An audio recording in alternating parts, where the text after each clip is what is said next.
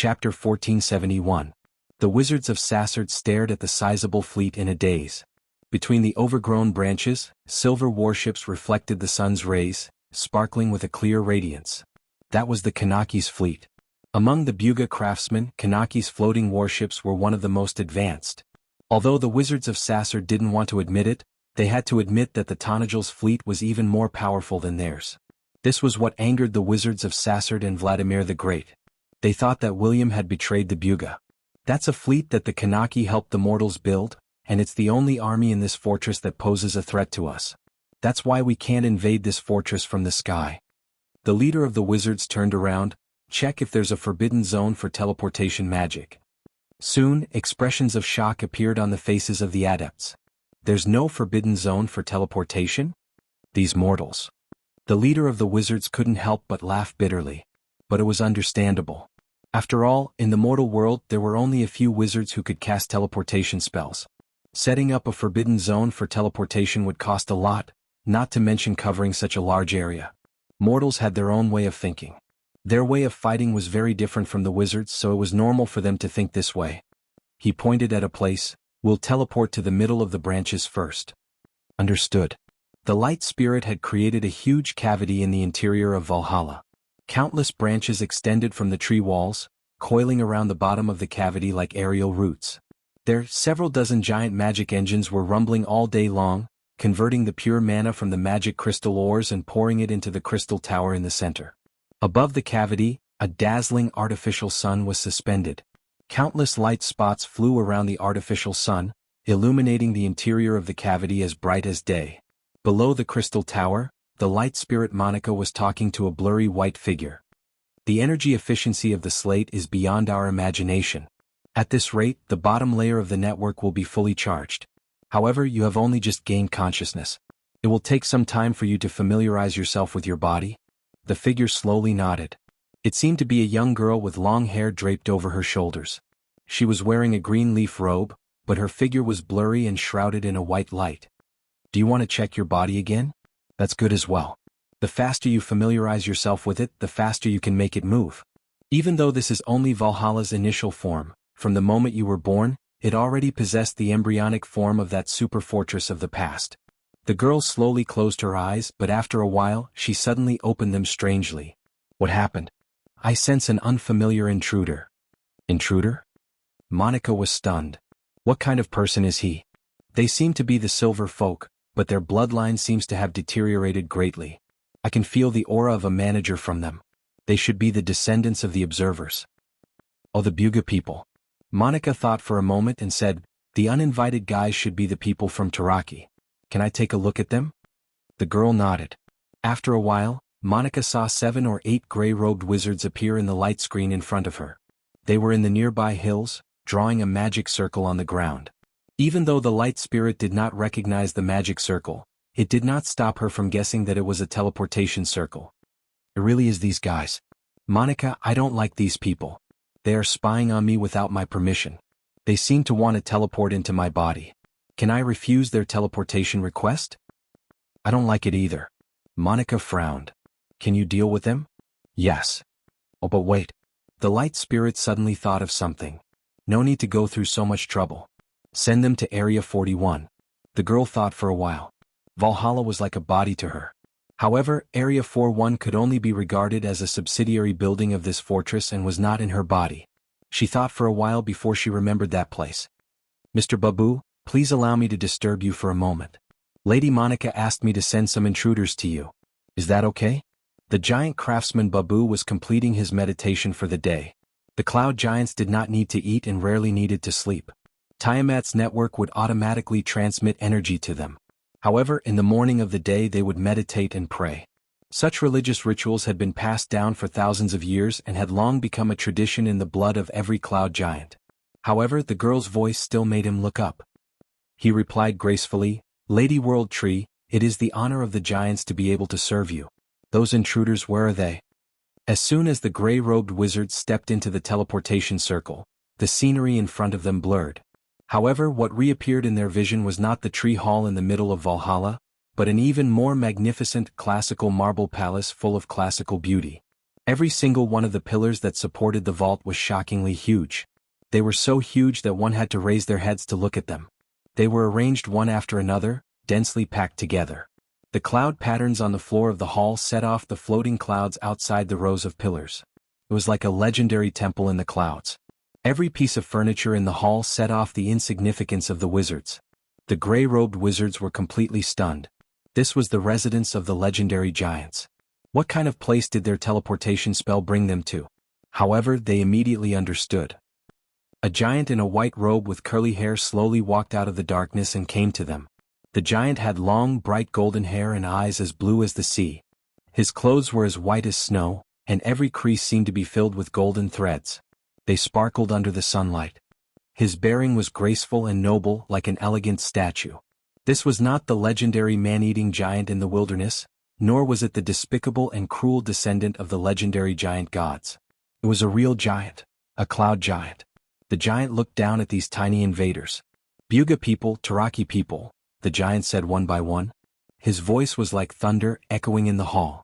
"Why did you come here with evil intentions? I can feel the depraved aura on you.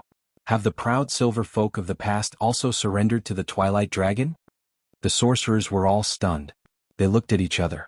After a while, the leading wizard replied with trepidation, "Sir, are you really a cloud giant? I still remember the days when I fought alongside the Taraki people." Barb closed his eyes and recalled. The leading wizard seemed to have been struck by lightning. You are the god of craftsmen, Barb? Yes, you are the descendant of Karakik. I feel the aura of the arcane realm's law on you, Barb replied. The leader of the wizards began to tremble. He replied cautiously, "That was my grandfather, my lord. Descendant of Karakik, your grandfather died in the Sixth War. He died together with a crystal cluster lord. It was I who personally sent his bones back to Taraki," Barb replied. "Your grandfather's soul rose to the sky and turned into a star, watching the actions of his descendants. Did your choice today really let the heroic spirits of your ancestors rest in peace?" The adepts fell silent. "We are trapped by our mission, sir," the leading wizard replied. "Not every Taraki person supports the actions of Sir Wizard and Sir Vladimir the Great, but the Buga people have indeed fallen for a long time. The war slate is very important to us. We need to rely on it to achieve our former glory." "What is true glory, descendant of Karakik?" Barb replied. "Your grandfather's generation lost the Great Silver Library, but no one dared to say that they were despicable. When their souls were sublimated in that war, they gained their own glory. What about you?" The wizards stood there looking at each other, not knowing how to refute. "Tell me," Barb replied softly. "Descendant of Karakik, what is your choice?" The wizards had no choice but to bow their heads. It was the cloud giant, the purest generation of the metal people. It was also the god of craftsmen, Barb. When he became famous, the Sixth War had not yet ended. The 8 wizards knelt on one knee one by one and put their hands on their chests. "We are willing to serve you, Sir Barb." "Not for me," Barb shook his head. "You will serve the ruler of this world." The wizards were slightly stunned, and their faces showed a stunned expression. In the hollow hall of the middle layer of Valhalla, the roar of machinery was still there. Monica could not help but wrinkle her nose after hearing the description from the girl in front of her. They actually surrendered. What cowards. The light spirit was very dissatisfied. "If I knew this would happen, I would have rejected their teleportation request and thrown these despicable fellows into the turbulence of space." The girl who had just gained consciousness did not understand why Monica was angry. She just tilted her head and looked at the scene with some confusion. "Forget it." Monica suddenly flew up and circled around the crystal tower. I knew Barb and the others would not do anything to the Buga people. But at this moment she suddenly felt a heat in her chest. Monica's expression changed slightly. She hurriedly picked up a gemstone from the clothes woven by light. The dark red gemstone was the size of a human's little thumb, but the size of the light spirit's palm. And at this moment an obvious crack appeared on the gemstone. Monica's face turned pale. Chapter 1472. The violent explosion caused Allium Japonicum to lose consciousness for a few seconds. When she regained consciousness, her ears were still ringing with buzzing sounds and her vision had turned dark red due to congestion. However, her mind was still clear. Sixth circle flux spell, two-headed snake. The spell had cut into the north base of the tower at 11 o'clock. The caster was within 100 feet, which meant that they were at least elemental awakened. As an outstanding flux magician and elemental user, Allium Japonicum wasn't the slightest bit unfamiliar with magic. The battle between players was even more intense than this. She could also instantly determine the number of casters and their positions. This was an innate talent and also one of the reasons why she was called a first-rate caster. Allium Japonicum understood that Two-Headed Snake was a multi-stage spell. The magic power would be compressed below the point of explosion and very quickly, a second explosion would occur. This was a spell specially used to deal with the enemy inside the stronghold. She still had a short moment of opportunity. The female knight used all her strength to lift off the rocks on her body. Enduring the stinging pain all over her body, she crawled up from the ruins. The sharp pain in her chest made her see stars and she didn't know how many of her ribs had been broken. Moreover, there was a large area of burn on her arm. Her originally snow-white skin was ashy black. The knight's uniform hung on her hand in tatters and the metal armor had also melted and distorted due to the high temperature. However, Allium Japonicum couldn't care less. She clenched her teeth and rolled down the tower which had long been turned into a pile of rubble. A muffled explosion came from the ground and an enormous force sent her flying. She fell heavily on the ground more than 10 meters away. She groaned and coughed out a mouthful of blood, but immediately crouched down. A series of explosions came from the ruins of the tower and the hot wind almost roasted her back. A few pieces of rubble flew out and hit her shoulder, immediately turning it into a bloody mess. However, Allium Japonicum didn't utter a sound. She calmly maintained her consciousness and crouched down on the ground. The ground was violently shaking. The opponent's spellcaster didn't seem to care about his own people. The spell spread to both sides of the battle and after the storm of flames, several dozen charred corpses were left on the ruins. Miss Maynold? Commander. Cries of surprise rose and fell one after another on the city wall. Different names came from her knight colleagues and the cold-shirt subordinates. In the midst of the fierce battle, the people finally realized the situation here and realized that their commander was still on the tower. Allium Japonicum squinted his left eye.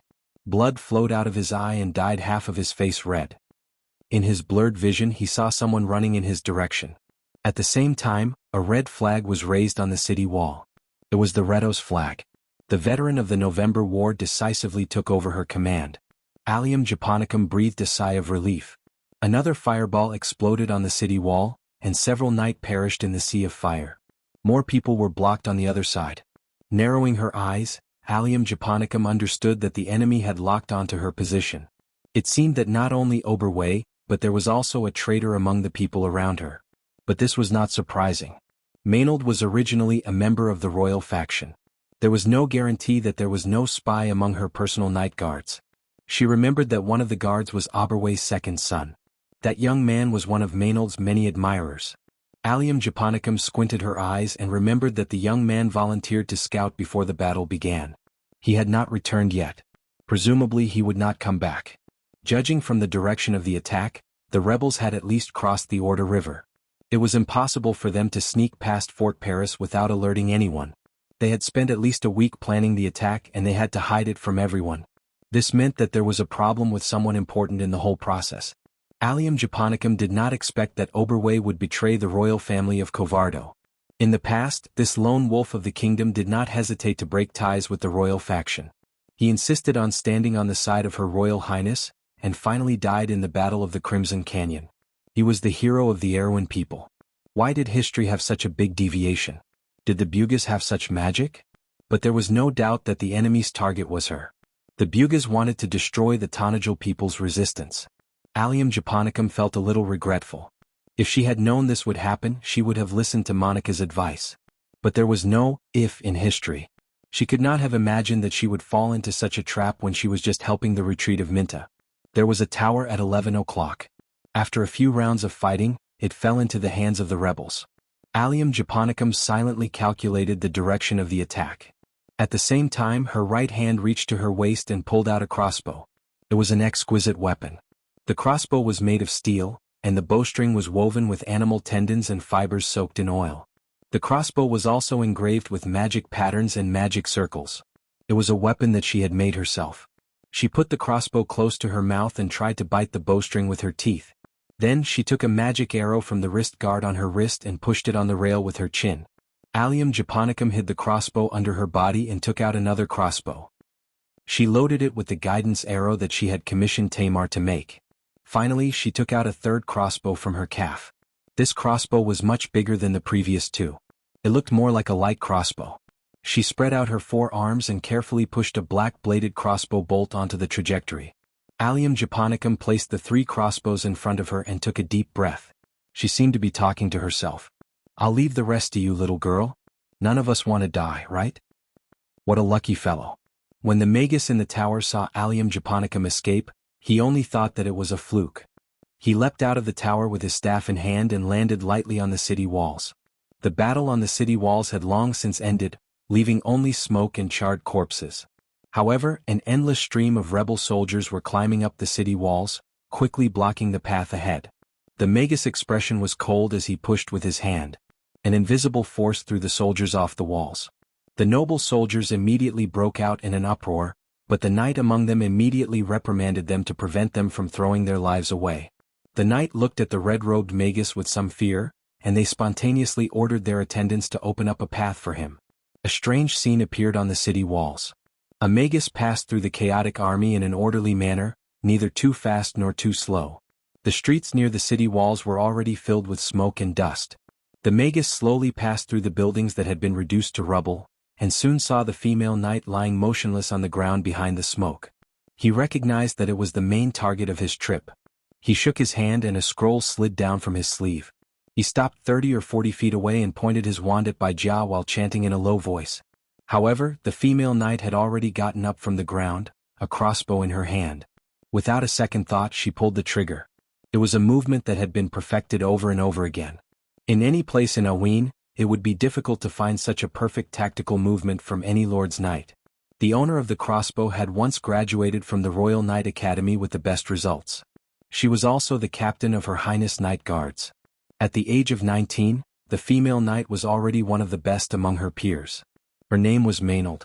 That lady knight who was as cold as ice, the dream lover of countless knights who were unable to obtain her. With the crossbow in her hands, her battle instincts returned to her. She shot out a bait arrow and it was aimed at her opponent. He was an elemental ranker, which meant that she only had one chance to attack. However, one chance was more than enough. The arrow hit the magic shield in front of the magus, and as expected, the transparent spherical force field bounced off the steel arrow. However, the bait arrow was made of unstable magic crystals embedded in the arrowhead. When the unstable crystals were shaken, they would release the magic within. Such a release usually meant an explosion, but the spell formation Tamar had created on the crystal allowed the magic to spread out in an orderly manner, forming ripples. Colorful lights suddenly appeared beside the magus. Maynard didn't need to turn around to see the magus' expression of shock and anger to understand what had happened. The triggering spell has been triggered, but there may be 1 or 2 life-saving triggering spells left. Be careful. Allium Japonicum reminded Maynard. The female knight didn't stop and immediately picked up the second crossbow. When the magus saw the crossbow, he knew that he had met the most despicable opponent, the witch hunter. But the information clearly said that the opponent was a knight. He secretly cursed the heretics who provided the information, and at the same time, gave up on casting spells and hurriedly retreated. The anti-magic arrow was shot out and once again hit his magic shield. The light of magic lit up again, and the arrow was bounced off as expected. However, this time, the magic shield on the magus body flickered and then shattered. The anti-magic arrow was made of cold iron. This type of metal was highly lethal to creatures and could also interfere with the operation of magic. After being processed by alchemists, the anti-magic arrow could often cause magic shields to withstand more attacks than they could bear and lose their effectiveness in an instant. Unfortunately, the craftsmanship of the anti-magic arrow in this era was still stagnant. After the Slate War, the anti-magic arrows made by the mortals could often directly penetrate most magic shields. Damn it. The magus was somewhat surprised by the opponent's complete preparation. He had already realized that the woman was luring him to come closer, but she had clearly escaped by luck. The magus felt a little strange, but more than that, he was angry. The witch hunter was undoubtedly a despicable profession in the eyes of the magus. It only took 3 to 5 years to train a witch hunter, but the time for an excellent magus to grow was easily calculated by 10 years. Being threatened by a witch hunter was like a noble gentleman being challenged by a lowly person. It made him feel humiliated. Chapter 1473. Especially since he was not an ordinary wizard. The anger in his heart burned, and he was angry that he had been miscalculated by a mortal twice in a row. Did the other party think that they could deal with the descendants of the silver with their pitiful tricks? The Bugis Sky Kingdom should have been destroyed long ago. The wizard slammed the staff in his hand on the ground.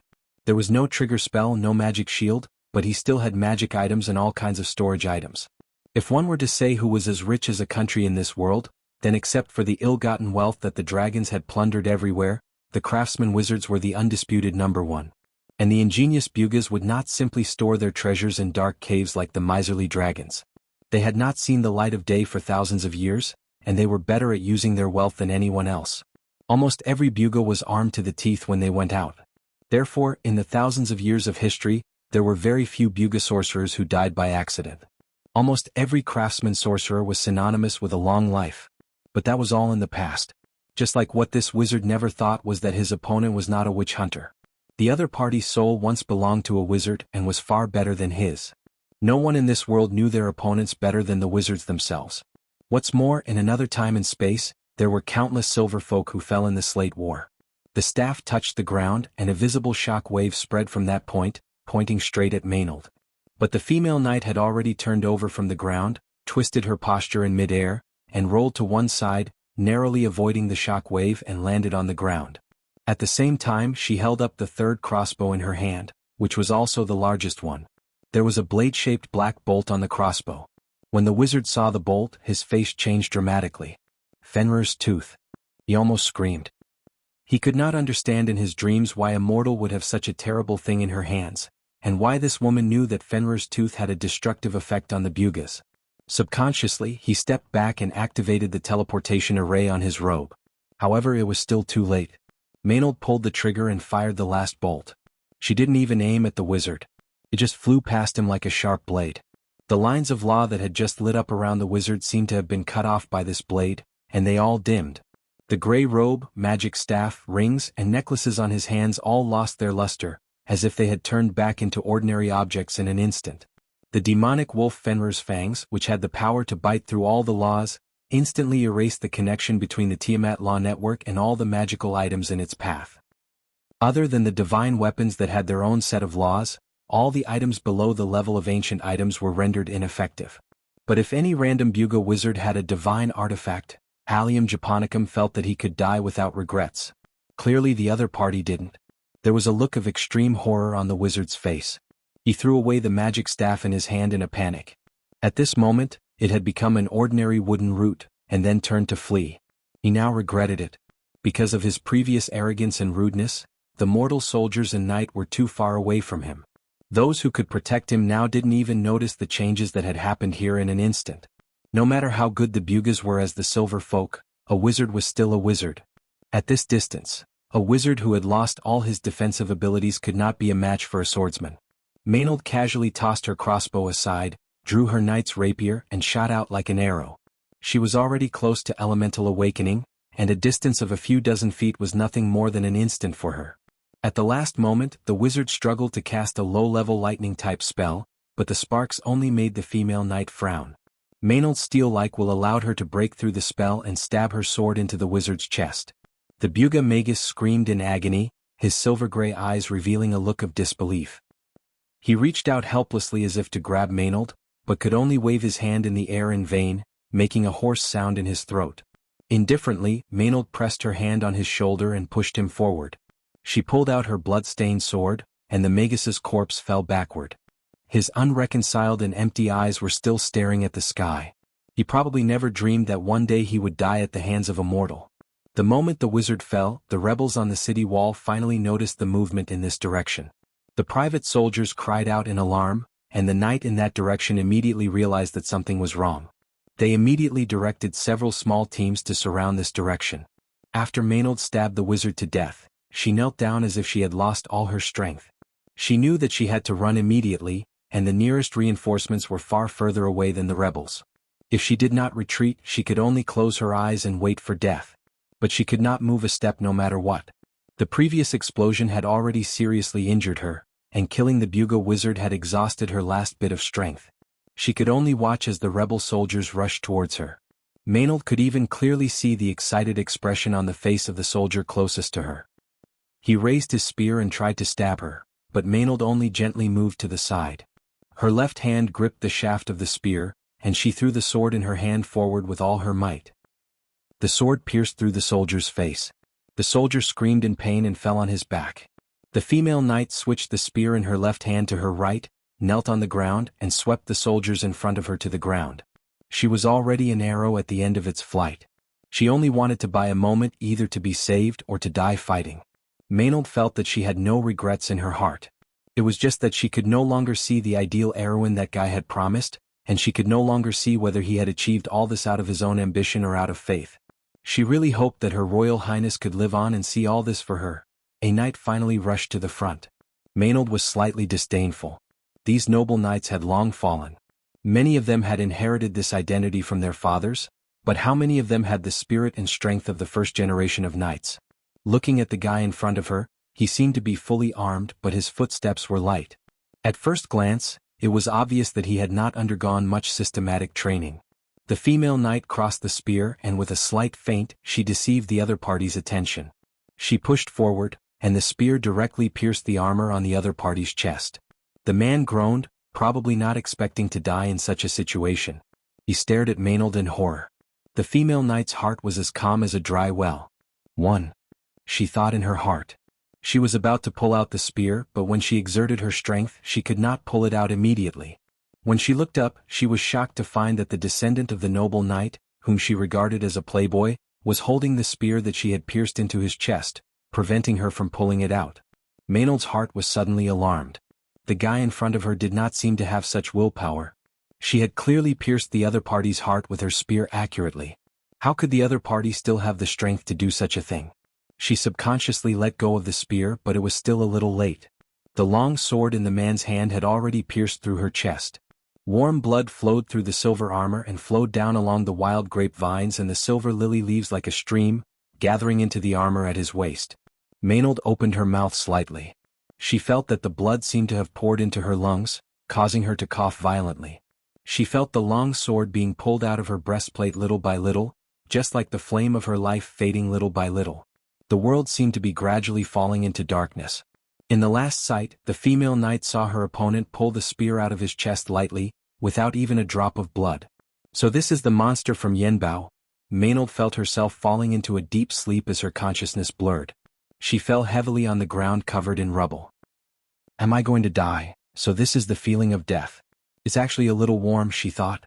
Duke Grenoir's expression was like a vulture surveying its dying prey in the shadows. He watched the entire battlefield from the old plains to the Tegan Valley in the west of Menta. Flags of various colors could be seen faintly in the white world. The army spread out for more than 10 miles, and some of the flags were even hidden in the Menta forest in the east. Battles in the vast snow were relatively rare in the history of Wonde. The armies of the various lords were all hindered by the snow, and it was understandable that the private soldiers were unwilling to contribute in such cold weather. Overall, however, things were progressing smoothly. In fact, the Allied forces had secretly surrounded and outflanked Menta before the battle had even begun. Victory was only a matter of time. However, the key to this battle was not to defeat Menta's garrison. There were only a few patrolling cavalrymen and defenders, as well as a small number of White Lion guards. The key to this battle was to realize the arrangements of all for one, and lure the beautiful knight to Menta Castle. Everything seemed to be going well for now. Has Count Makarov's messenger arrived? No. Have you found out who the army in the south is? My lord, it should be the light cavalry from Schaflund. They retreated to Oboen after we repelled them. It's north of the silver mines. The Tonajal people have built a series of defensive systems there. The locals call it Valhalla. Chapter 1474. What a bluff. Have you detected the movements of the other armies nearby? Not yet, my lord.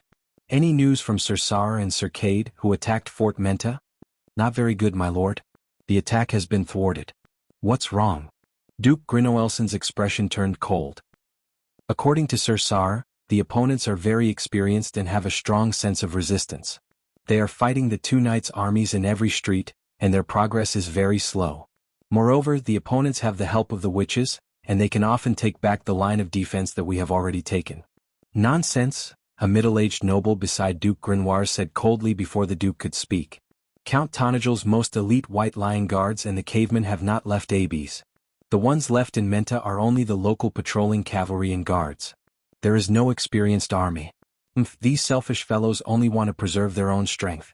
Upon hearing these words, Grand Duke Grimoires couldn't help but frown.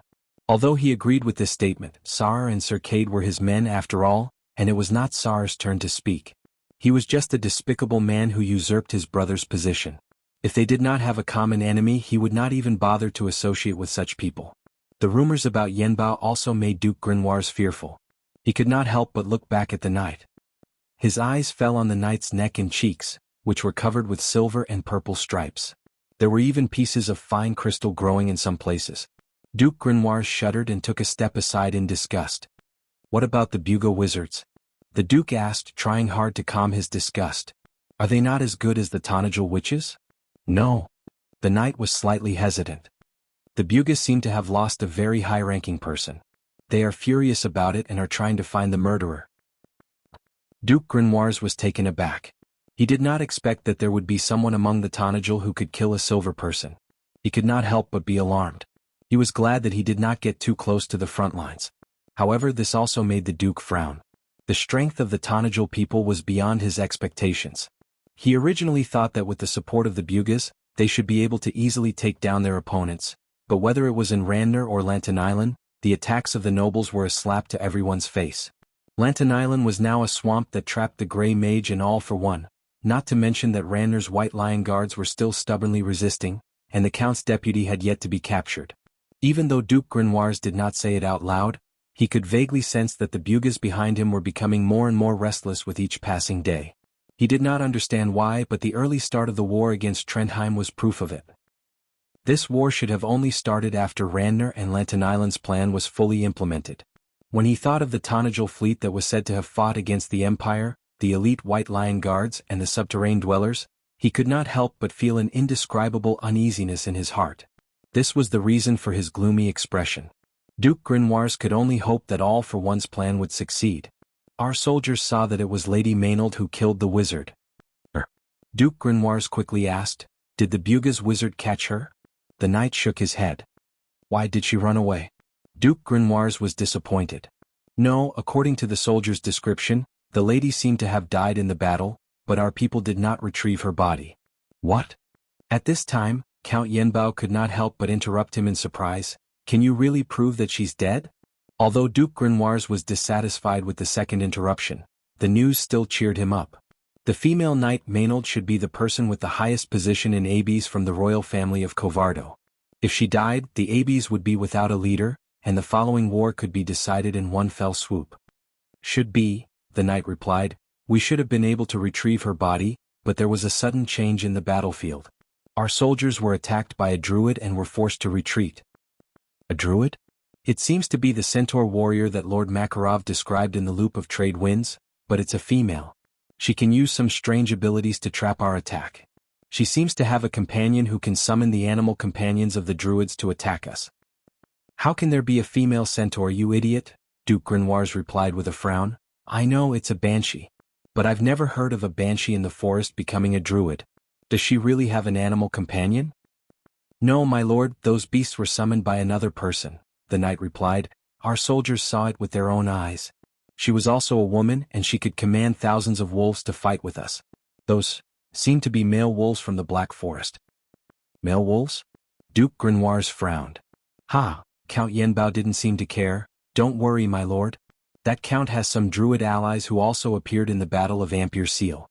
But didn't Lord Makarov tell us that those druids aren't the servants of Count Tonajal? If things didn't work out, they wouldn't risk their lives to fight us. After all, the Black Forest is their homeland, and that land is worthless to us. We don't have any conflicts of interest. He spread his hands. This is great news. With Maynard dead, the Tonajal people collapsed without a fight. Their lord isn't here, and the Covardo royal family, which they are loyal to, can't even protect themselves. Now that the last remaining noble has died on the battlefield, we just have to announce this news and this war will end. Is that so? Duke Grimoires glanced at the disgusting man and replied, Let's hope it's as you wish. Even though Duke Grimoires said so, he felt a little uneasy in his heart. It was not because he was worried that Trenthium's fleet would suddenly appear on the battlefield. Maynard's death meant that All for One's arrangement had taken effect, and Trondheim could no longer organize an effective attack. But there was a problem. Did they intentionally ignore another problem? The name that had been forgotten by everyone in the kingdom for a long time. He might have gone missing in the Cruz Empire, but was he really dead? Maybe it can't be that coincidental. The Duke couldn't help but shiver when he thought of this. It had been snowing for half a day and there was no sign of it stopping. The forest on both sides of the river was mottled with white. The crown of the pine forest was covered with snow, and the river was still flowing. Occasionally, ice floes in the upper reaches of the river flowed down the river, mixed with dead branches and fallen leaves that were crushed by the snow, swirling through the middle of the river. Count, let me go to the front line with Roland. Since those treacherous bastards have already reached Tonajol, let us fight them to the death. With you here we will definitely win. I will teach them a lesson. Young Montolo waved his fist and said. Behind the young man, Heinf and Claudia held hands and stood side by side. Young Montolo didn't find this strange. He didn't think that his father would agree to his elder brother's marriage, but according to his elder brother's temperament, even if he opposed it, it would be meaningless. He knew his elder brother's temperament very well. Otherwise he wouldn't have such a bad reputation among the nobles. He knew in his heart that his elder brother's brain was much stronger than his own. It was just that he didn't care about the nobles' appearances and swordsmanship. He had a wide range of friends and was more of a knight than a noble. But perhaps this was even better, as he would be the one to revive the Montolo family. Being loyal to the most outstanding lord of the kingdom, and as a true knight, reclaiming glory from the battlefield, bringing glory to the family and reviving the Montolo family. This was the life he wanted. Brando glanced at the young men, Scarlet beside him, and Albert and the others of the Grey Wolves mercenaries standing not far away. Roland lowered his head slightly. Young Montolo's words made him feel uncomfortable. After all, before he made this decision he had a lot of hesitation in his heart. After all, he used to be a part of the nobles' lineup. Although he took the sword from Brando's hands after he calmed down, he had to carefully consider his position. Should he stand with his father and family? Or follow his heart's desire? But after a moment of hesitation, he still made a decision. Perhaps it was because of the passion in his heart that had not been extinguished, or because of a more rational and wise choice. But no matter what, after taking this step, he couldn't back down anymore. As for his father and family's position, Roland thought very clearly. Count Tonajol had no reason to lie to him. The Bugas were not telling the truth. They were just using the nobles of Erewhon. This early war showed a lot of problems. Although the nobles of Erewhon were now tied to the Bugas' chariot, the problem was that the Bugas could leave at any time. It would be good if the rebellion succeeded, but if it failed, then the nobles of Erewhon would not be able to bear the burden. Chapter 1475. Roland could almost see what would happen if the nobles failed. How dare the Bugas murder Levin? He did not know if the nobles already knew about this, but no matter what, the outcome of this war would not end well. Duke Grinoires, who would bear the brunt of it, would no longer be able to enjoy the immunity of nobles. His fate might be even worse than Erex's. In order to leave a way out for his father and family, Roland could only hope that his choice was correct enough. But for some reason he did not have too many doubts in his heart. He actually had a faint blind confidence in the victory of this war. Perhaps anyone who had witnessed the battle in the Square of Abies would have such a kind of trust. Is this a joint decision of both of you? My lord, the rise and fall of the Montolo family and the Corvado royal family are intertwined. My brother is your knight, but I am a subject of the royal family. Even if you object, I, Claudia, will still rush to Menta from here. It's not a long journey. Heinf held his lover's hand and replied. Brando nodded. Compared to little Montolo, he actually admired this young man more. He had ideals and beliefs in his heart, and it was commendable that he was very clear-headed and understood what Erewhon needed. A new kingdom was built by ideals, but what maintained its existence was still new interests. He glanced at Roland again. My lord, I have already thought about it, Roland replied. I only hope that you can forgive my father. The one who can forgive your father is not me but himself. If he did not make too big of a mistake, he would not have received such a groundless punishment. Brando replied, but everyone has to be responsible for their own choices. Even Duke Grinoires is no exception. Roland understood the meaning of this sentence and nodded silently. Brando turned around and said to Uriel, who was not far away, Tonajol has now entered a state of war. You will lead these people to Valhalla. I authorize you and Scarlet to mobilize Valhalla's army. Julian nodded. Ever since Carglass was promoted to the position of vice-commander of the White Lion Guards, the former knight captain had taken over Carglass's original role. assisting Yuta in the defense of Abes and training the new recruits with Koden. Originally, he should have taken a lot of responsibility for the attack on Yuta.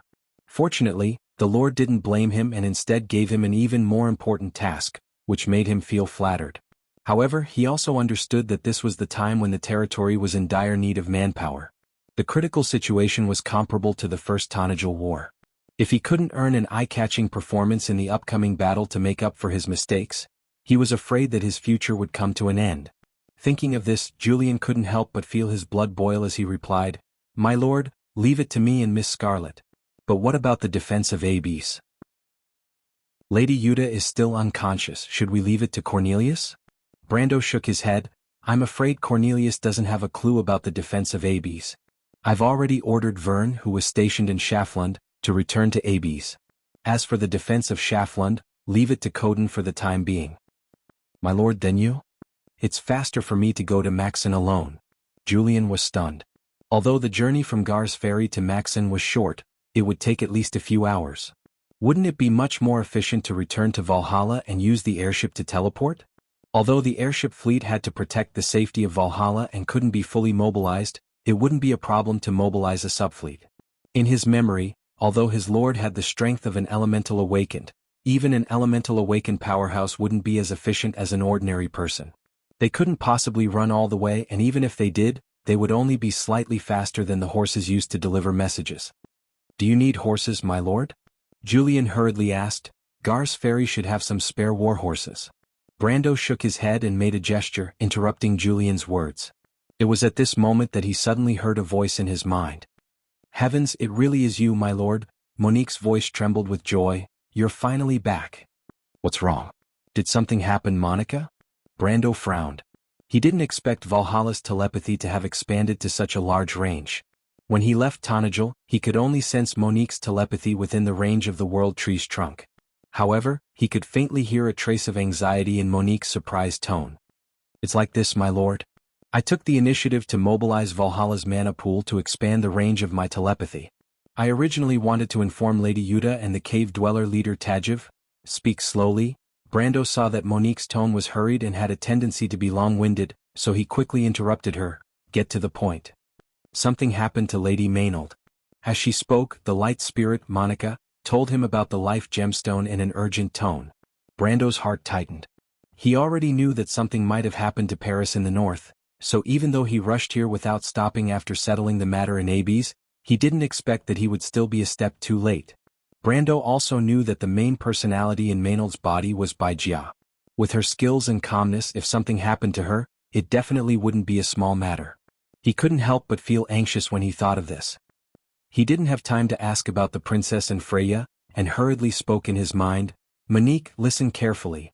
Since you can contact this side, can you immediately send a fleet from Valhalla to Menta?" "I'm afraid I can't, my lord." Why?" Monique's voice was a little hesitant. "Tamar and I have used up all of Valhalla's mana. I'm afraid that the fleet won't be able to be mobilized in a short period of time. There was still some left, but I used up the last bit." She thought for a moment and hurriedly added in a small voice, This is something that Lady Maynard agreed to." Brando was stunned for a moment before he realized something and said angrily, "Could it be that the world tree is starting to level up again?" "Why now? Allium Japonicum. Even Lady Maynard allowed you to do as you please?" "And no," Monique replied incoherently, "but it's more or less the same." "All right." Brando shook his head and did not want to continue arguing with her. Moreover, even if he scolded the poor light elf now, it would be useless and it would only be a waste of time. "Monique, let's not talk about this for now. How many troops are there in Valhalla that can be mobilized?" "My lord, the troops in Valhalla can be mobilized at any time. Other than the White Lion Guards, Lady Maynard did not mobilize any other troops."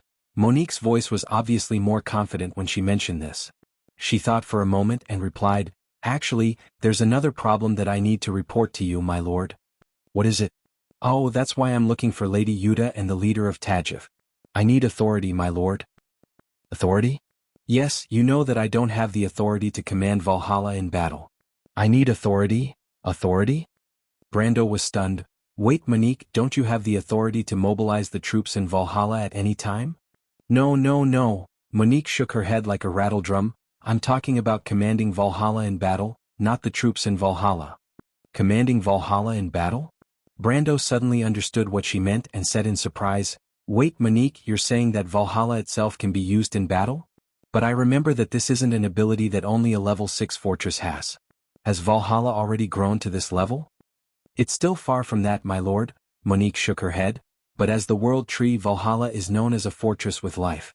Its specialty is its ability to move. Tamar, Lady Maynard, and I have thought of a way to recreate the world tree spirit, and at least it can move." Monique paused for a moment. "My lord, I can think of a way to communicate with the world tree spirit and have her move Valhalla to the battlefield, but that requires you or Lady Maynard's authority. After all, you are the master of the world tree." Brando was overjoyed when he heard this, and he immediately said, "Of course, Monique, I order you to immediately go to Maxon's territory to provide support. No matter what, you have to ensure Lady Maynard's safety, understood?" Monique patted her chest confidently. "Leave it to me, my lord. Monique won't let you down. This will be Valhalla's first battle in this world, and I guarantee that everyone will be shocked by it." However, she immediately asked, "My lord, do you need to return to Valhalla first? I can bring you along with me." "How long do you need to prepare for the teleportation?" Brando asked. "Less than half an hour." Brando shook his head. "There's no need. Some people here will reach Valhalla in half an hour. You can bring them along to the battlefield." He paused for a moment. "As for me, I'll only arrive earlier than you, Monique." "Impossible." Monique was still in disbelief, but she soon let out a cry of surprise. "Ah, Martha above, my lord, your strength?" Brando smiled faintly and ignored the little girl. He turned around and looked at the others present. "Then everyone, I'll see you in Maxon." Scarlet opened her mouth slightly, and was about to say something when she suddenly saw her lord rise into the air, turning into a silver light that shot towards Maxon's direction. Gaspard watched this scene with his mouth agape. He knew that elemental realm powerhouses could fly for a short period of time, but no one had ever told him that an elemental realm existence could fly so quickly. Even the legendary fastest creature in the world, the elemental wind dragon of the Mountain of Quelled Storms, probably didn't have such speed. He couldn't help but think as he looked at the silver light. Chapter 1476. Brando flew along the Gars River towards Menta. Beneath his feet was the vast western forest of Schafland. From the air, the dark forest of late winter mixed with the dazzling white of snow made it seem as if the world was being covered in silver. This forest was not a remote place. In fact, it was the main road that connected Menta, Orda, Paris, and Schafland to Abes. There were scattered manors and villages in the forest, and the occasional hunter's hut could be seen in the forest. However, most of them were already deserted. The aura of war condensed in the sky above Tanajal. Seeing this scene, Brando's heart was calm. The construction of Abes was the culmination of many people's hard work. Amandina and the Romans spent years to turn this barren land into a prosperous place for business. But compared to the difficulty of construction, destruction often took only a short moment. Erwin's nobles were not only unable to guide the kingdom forward, but also became the root of its progress. The royal faction in his memory had long since ceased to exist. Her Royal Highness hoped that the people could regain the faith of the late king, but in the end, it was only a bubble. This was not all good. Erwin had returned to the mortal world, and its heroes had even decided the tragic fate of the kingdom. This experience of starting all over again told him that everything in history was not a coincidence. Everyone involved, including himself, had pushed the course of history and set it on a path of no return. But he did not feel anger. Or rather, his cold emotions suppressed his anger. What he needed was no longer anger, but a thorough cleansing. He understood that everyone could have done many wrong things and he was no exception. Neither he nor Princess Griffin could decide all of this.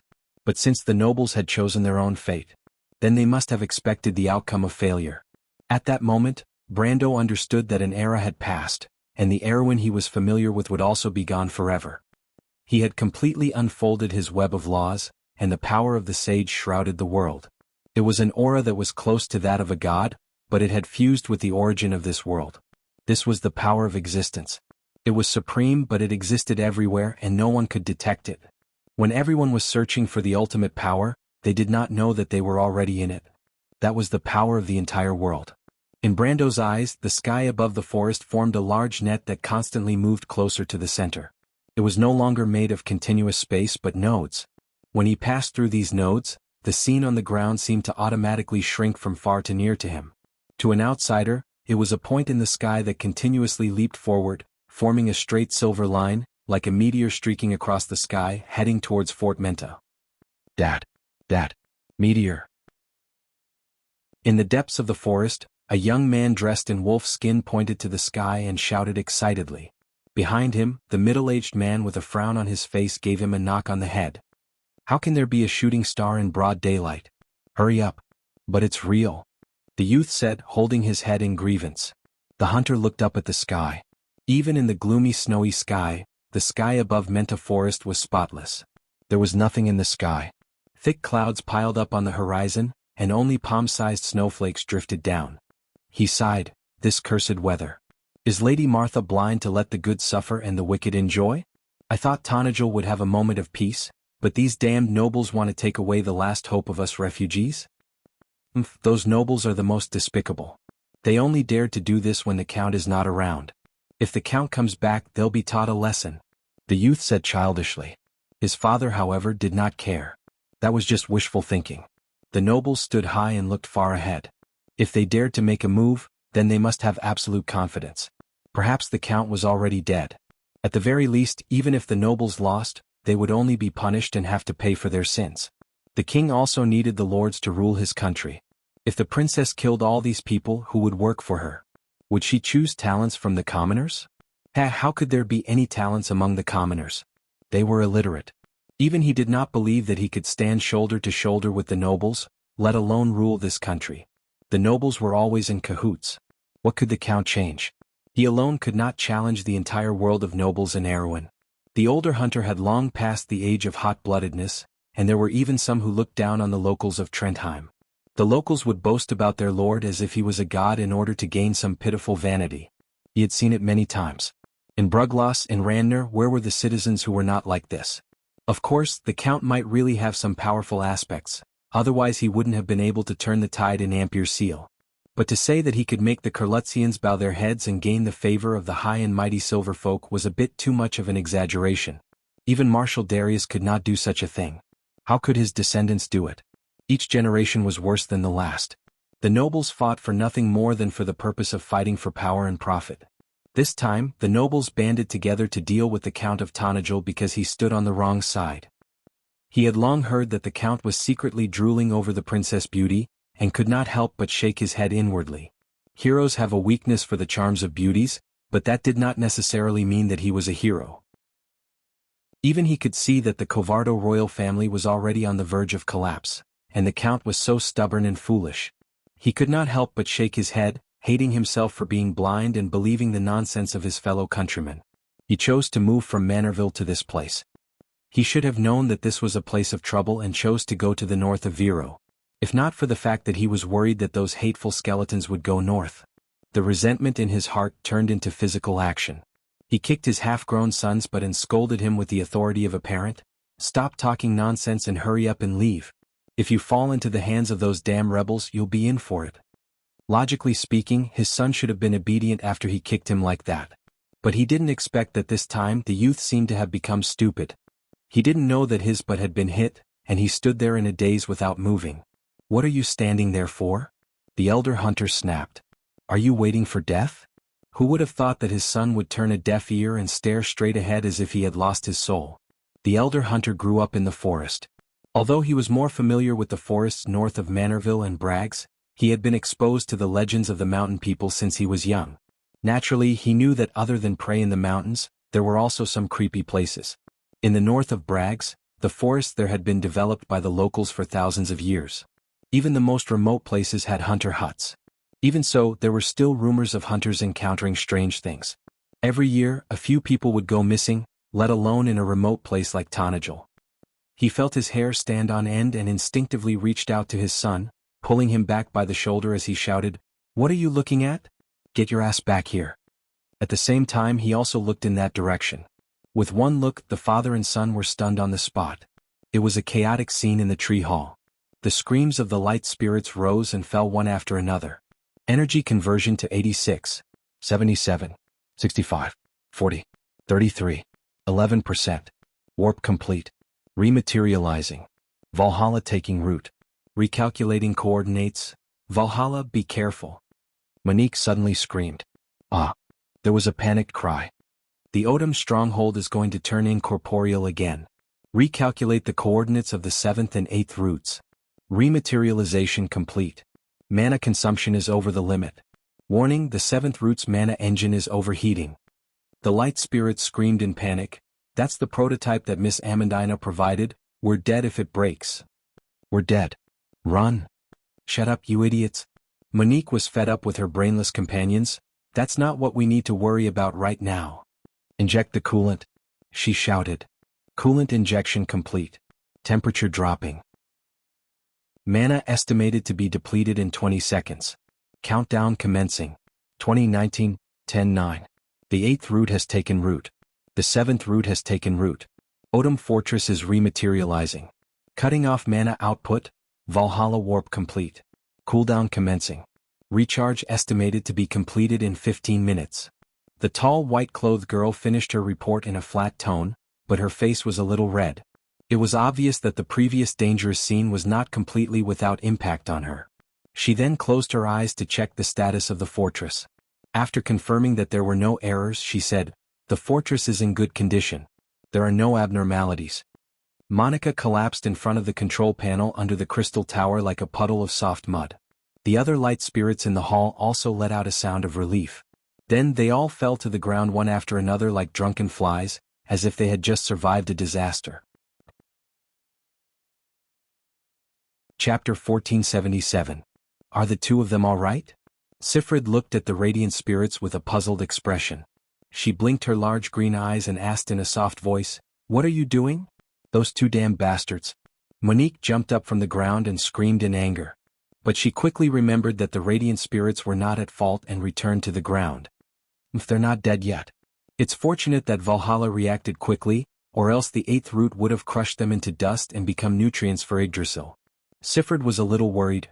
Valhalla's teleportation is too dangerous. We're still in the middle of a deserted forest.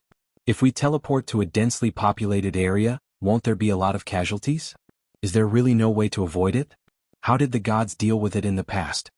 Monica blushed. In fact, the materialization process of Valhalla was quite safe. She could check the situation on the other side of the warp point before the coordinates were confirmed. However, in order to save mana, she let Valhalla skip this step. The reason was that it was impossible for anyone to be in the Mentai Forest right now. Valhalla's mana pool is still too small. It only takes a normal person a few hours to travel from Shaflund Hills to here, but we actually had to teleport twice in a row. It took more than half an hour just to recharge the mana pool. If we had 12 mana pools, we could have teleported from Tonajil to Cruz in one go, and we wouldn't have to shut down the other mana-consuming facilities in Yggdrasil. There's nothing we can do about it, Sifrid smiled bitterly. My lord has invested a lot in this fortress, but we don't have enough time. You're right. It's all those damn Sassel's fault. In Monique's eyes, the local nobles in Erewhon were completely ignored. They were no match for Valhalla, and at best they were just annoying flies. She turned around and asked, "Valhalla, have you finished calculating the coordinates? Where is this place?" "According to the map you provided, Miss Monica, we should be about 70 kilometers south of Fort Menta. The town of Orda is not far from here. According to our battle plan, we should send a support team here." Monica thought for a moment before replying, "Very well, let Gaslil go. It should be enough to arrange for the White Lion Guards to stay here." Sifrid hesitated for a moment before she spoke up. "I want to see those two people. They might be frightened to death." "What's there to see?" Monica replied snappily. However, she glanced at the little girl and shrugged. "All right, it's up to you. We still have a lot of time anyway." When the huge root swept towards him, the middle-aged hunter thought he was dead for sure. Who would have thought that at the critical moment, the root would suddenly change direction, missing him by a hair's breadth and crashing to the ground amidst the creaking sounds of trees collapsing. It took a long time for the dust to settle, and the surroundings became quiet once more. The father and son tremblingly opened their eyes again. When they looked ahead, they couldn't help but subconsciously hold their breaths and widen their eyes. In the forest, the dense hazel forest and pine forest disappeared, and an unimaginable thing appeared out of thin air. To be exact, it was an even bigger tree. Its trunk was like a mountain peak that pierced through the clouds. Its vast canopy covered the entire forest, and its slender branches and lush green canopy were shrouded in the clouds. A few birds were flying around the giant tree, and from afar they looked like a swarm of flying insects. The giant tree's huge roots wrapped around the undulating mountain range, forming a natural outer wall. On top of the outer wall there were tall man-made buildings. But the thick stone walls were filled with the simple style of the dwarves, and they were even taller and more majestic than the fortresses they had seen in Manorville and Randner. The father and son looked at the scene with their mouths agape. If they were not dreaming, they must have gone mad to see such a strange scene. The two could not help but think of the myths and legends that were widely spread in the south. It was said that on a sunny summer afternoon, the forest would show the illusion of giant stone statues and the city where the giants lived. Although it was not a sunny afternoon, nor was it a hot summer day, the father and son were almost certain that this was where the giants lived. They couldn't help but tremble in fear. According to legend, the giants were monsters that ate people in the wilderness. Although the stone giants that could build cities were said to be gentle, they probably wouldn't have any good feelings for two insignificant mortals like them. However, they didn't dare to rashly escape. The roots of this huge city extended for several miles. How could they easily escape from its range? While the two of them were worrying, a human head suddenly popped out from the towering city wall and looked in their direction. Although the other party was wearing a sentry helmet, the distinctive features of the huge nose, small eyes, and thick beard all indicated the identity of the other party, a dwarf. To be precise, he was a rune dwarf who claimed to be a descendant of the Silver Folk. If you use such a simple title to call Odom, the dwarven master craftsman would definitely correct your faulty wording, and add a bunch of adjectives to modify it. Of course, he would also add a bunch of other related and complicated titles to address Odom. For example, he was the only master craftsman in Valhalla, advisor to the count, scholar, archaeologist, and so on. Of course, most of them were self-titled. Odom squinted his eyes for a long time before he saw the two insignificant fellows below Valhalla. It was not that his eyesight was bad, but the noise in the city had distracted him. Even though Monique had sent a notice to all of Valhalla before Valhalla's teleportation was activated, everyone knew the standards of the light spirits. It was already a miracle that they did not make any mistakes. It was almost impossible for them to do a good job. The old dwarf could not help but think of the little girl he met in Schaflund. That cute little girl was said to be the Lord's fiancée. Even though the merchant girl was muddle-headed when it came to doing things, she was always able to arrange everything in an orderly manner when she was in the territory. There was no way her subordinates could not understand her intentions. Of course, there was also Amandina and Miss Maynard. If any of them were still in the territory, Valhalla would not be in this state. When the light spirits suddenly told the citizens of Valhalla to enter a state of battle, even if they were loyal to their lord, it was inevitable that they would fall into a state of panic and unease. I really don't know what these fellows are doing. Odom grumbled to himself.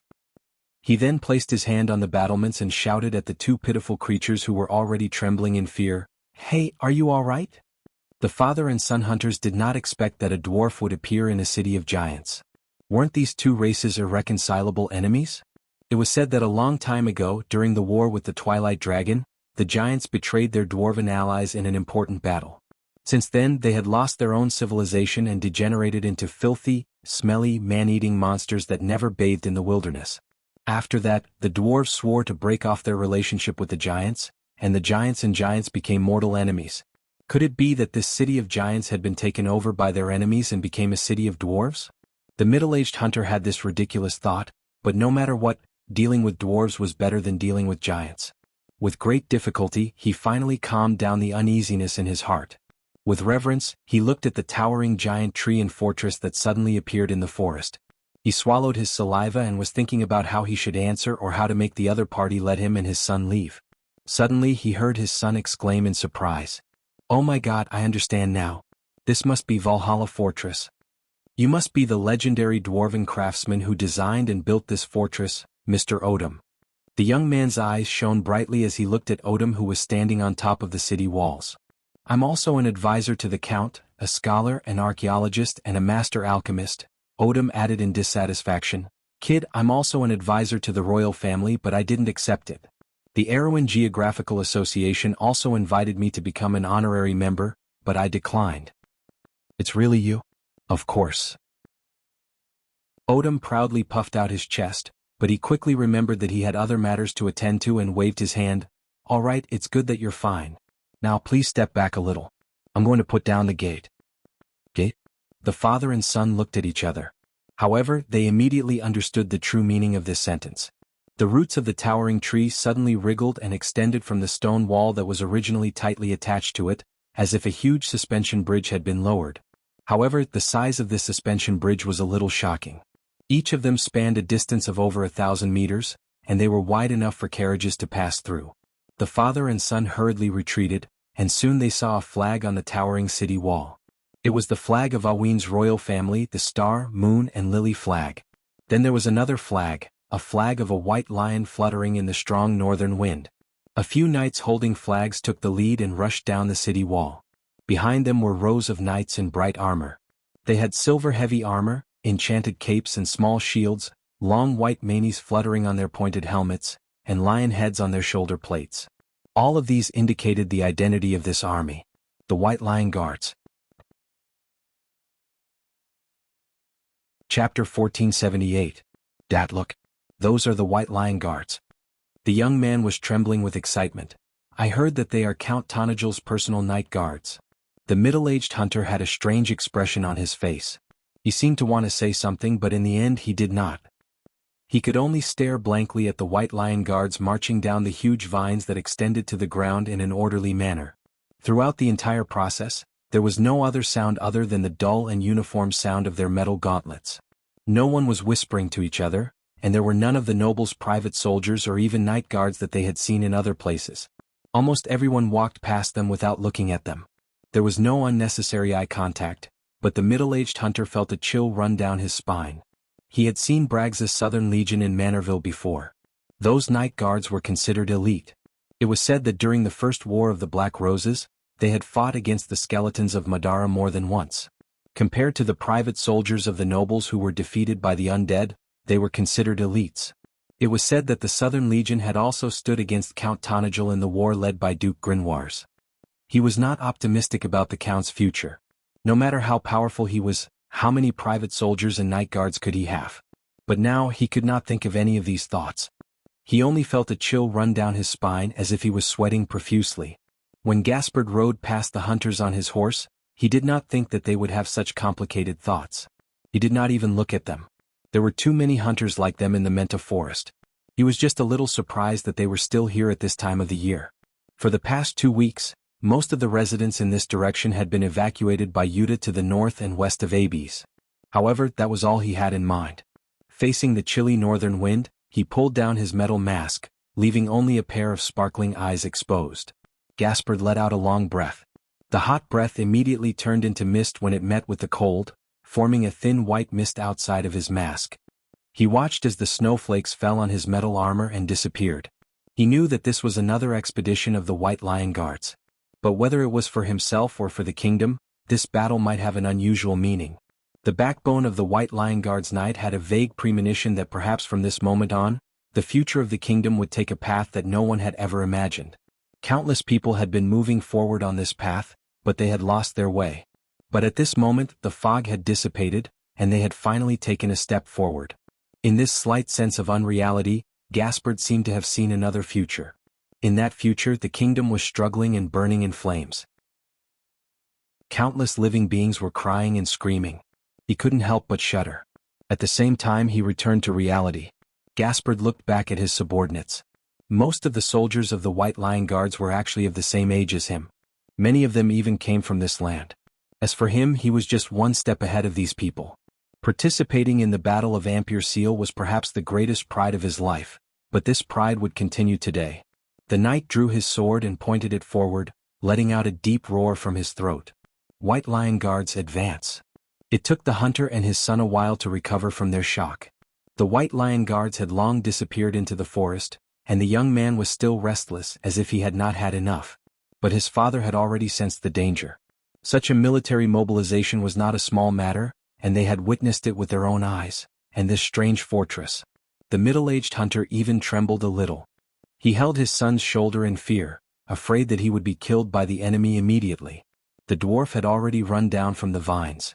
Odom had once vowed to build an impenetrable fortress, and the minimum requirement for such a fortress was that it did not have a gate. Although this design was criticized by Amandina, it was fortunate that Valhalla's unique power made this ridiculous design a reality. Its gate was now replaced by the roots and vines of the world tree, and achieved unexpected results in terms of defense. Of course, the old dwarf took the credit for this lucky hit as his own. The hunter was scared half to death by a fully armed dwarf with a battle axe in hand. He almost collapsed to the ground. He hurriedly pulled his son to the ground and knelt, begging, "No, my lord, please don't kill us. We didn't see anything, and I promise we won't say a word. Or at least please let my child go. He's still young and doesn't know anything." His action startled Odom, and the dwarf glared at him. "Martha above, what nonsense are you talking about? Who wants to kill you?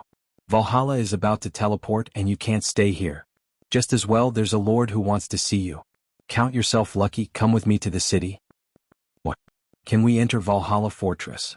The young man was originally uneasy, but he was still a young man after all. When he heard the dwarf's words, he could not help but stand up excitedly. "Are you serious, Mr. Odom?" "Of course." The dwarf thought for a moment and added, "I'm the one in charge here." Brando quickly saw the town of Orta in the forest from the sky. This town was just a few miles south of Fort Menta. If the rebels had already launched an attack on Fort Menta, they would definitely not let this place go. As expected, there was a small-scale battle taking place in the town below. The two sides were engaged in a tug-of-war around the center of the town. The rebels had clearly entered the town. Brando could clearly see the two sides fighting. The ones in charge of defending the town were a group of White Lion Knights, while the attackers were dressed in all sorts of robes and carried the banner of Grimoires. It seemed like they were the army of the nobles of the southern border. The attackers outnumbered the defenders by several times, but the White Lion Knights did not back down. They were able to repel the waves of attacks from their opponents several times. But soon, the figure of a wizard appeared in front of the rebel army. He wore a blue robe and was a Cisaldian illusionist. Brando knew that the young White Lion Knights were more than enough to deal with a noble knight, but they were unable to retaliate in front of these craftsmen and fell from the sky. Tower illusionists were grade 7 soldiers in the game. They were much stronger than the White Lion Knights that he had personally trained. As soon as he landed, he attracted the attention of the rebels.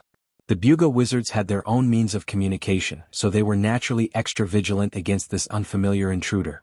Under their orders, a dozen rebel knights immediately surrounded him, followed by a large group of attendants and private soldiers. Brando did not even look at them. He walked forward and passed through the central square of Orta. His arrogance had obviously angered these bloodthirsty noble knights. They roared and rushed over, waving their swords in an attempt to teach this ungrateful fellow a lesson. But Brando simply pulled out the holy sword Odorfice. When the first knight and his warhorse galloped to his side, Brando raised his sword to block. The man's arm holding the sword flew out, and then he knelt on the ground with his horse.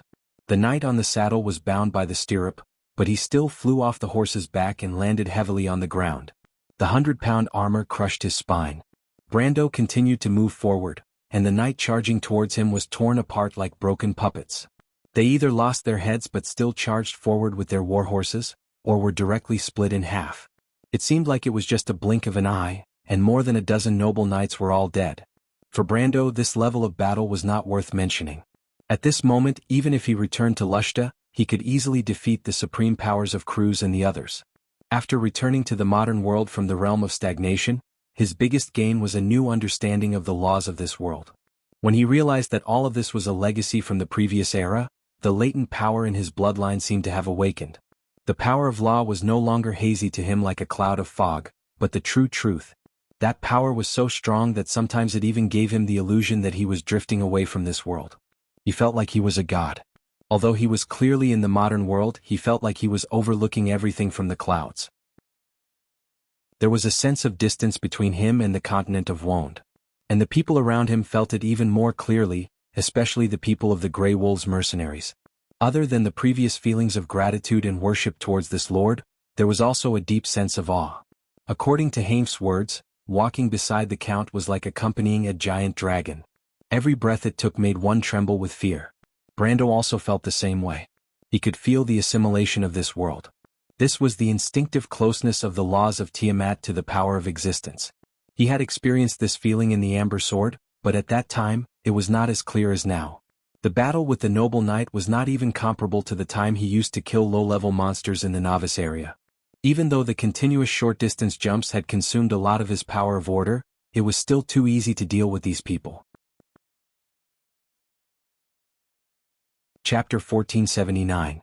He did not even need to use the power of the law. Just by relying on his swordsmanship, he could make these people understand why he was the youngest sword saint in the kingdom. It's a sword saint.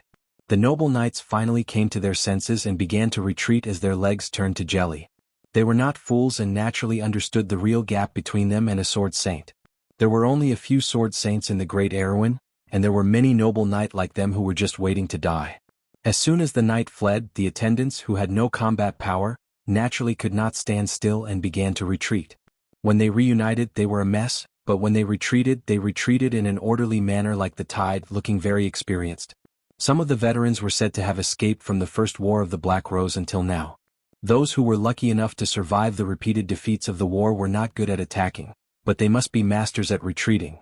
The illusionists in the tower also realized that something was wrong at the front line. A wizard of Sarsard, who heard the news, came down from the sky and stopped in front of Brando. This silver person looked down at Brendel with a reserved and proud expression. A mortal sword saint was considered a figure in the mortal world, but in front of the silver person he was nothing. There were also sword saints among the Nashi who served the Sassalds and the Shakhtar Knights. However, he was slightly surprised that the other party was so young. A mortal genius, he said, among these insignificant insects, you can be considered a relatively outstanding existence. Unfortunately, you shouldn't have appeared in this place. The wizard raised his staff and pointed at Brando. Sir, be careful, they are silver people. A voice warned. Brando looked in that direction, and the Knight of the White Lion Guards also noticed the situation here. Brando's appearance took a lot of pressure off them, so they had time to warn him. However, the commander of the Knight of the White Lion Guards did not recognize Brando's identity and only thought that he was a sword saint of the royal family. Brando did not point this out. He stretched out his hand and used the same trick again. The staff in the wizard's hand flew out of his hand and landed firmly in his hand after a beautiful arc. The wizard was angry that his identity was exposed, so he used a silver lightning to stab at the commander of the knight.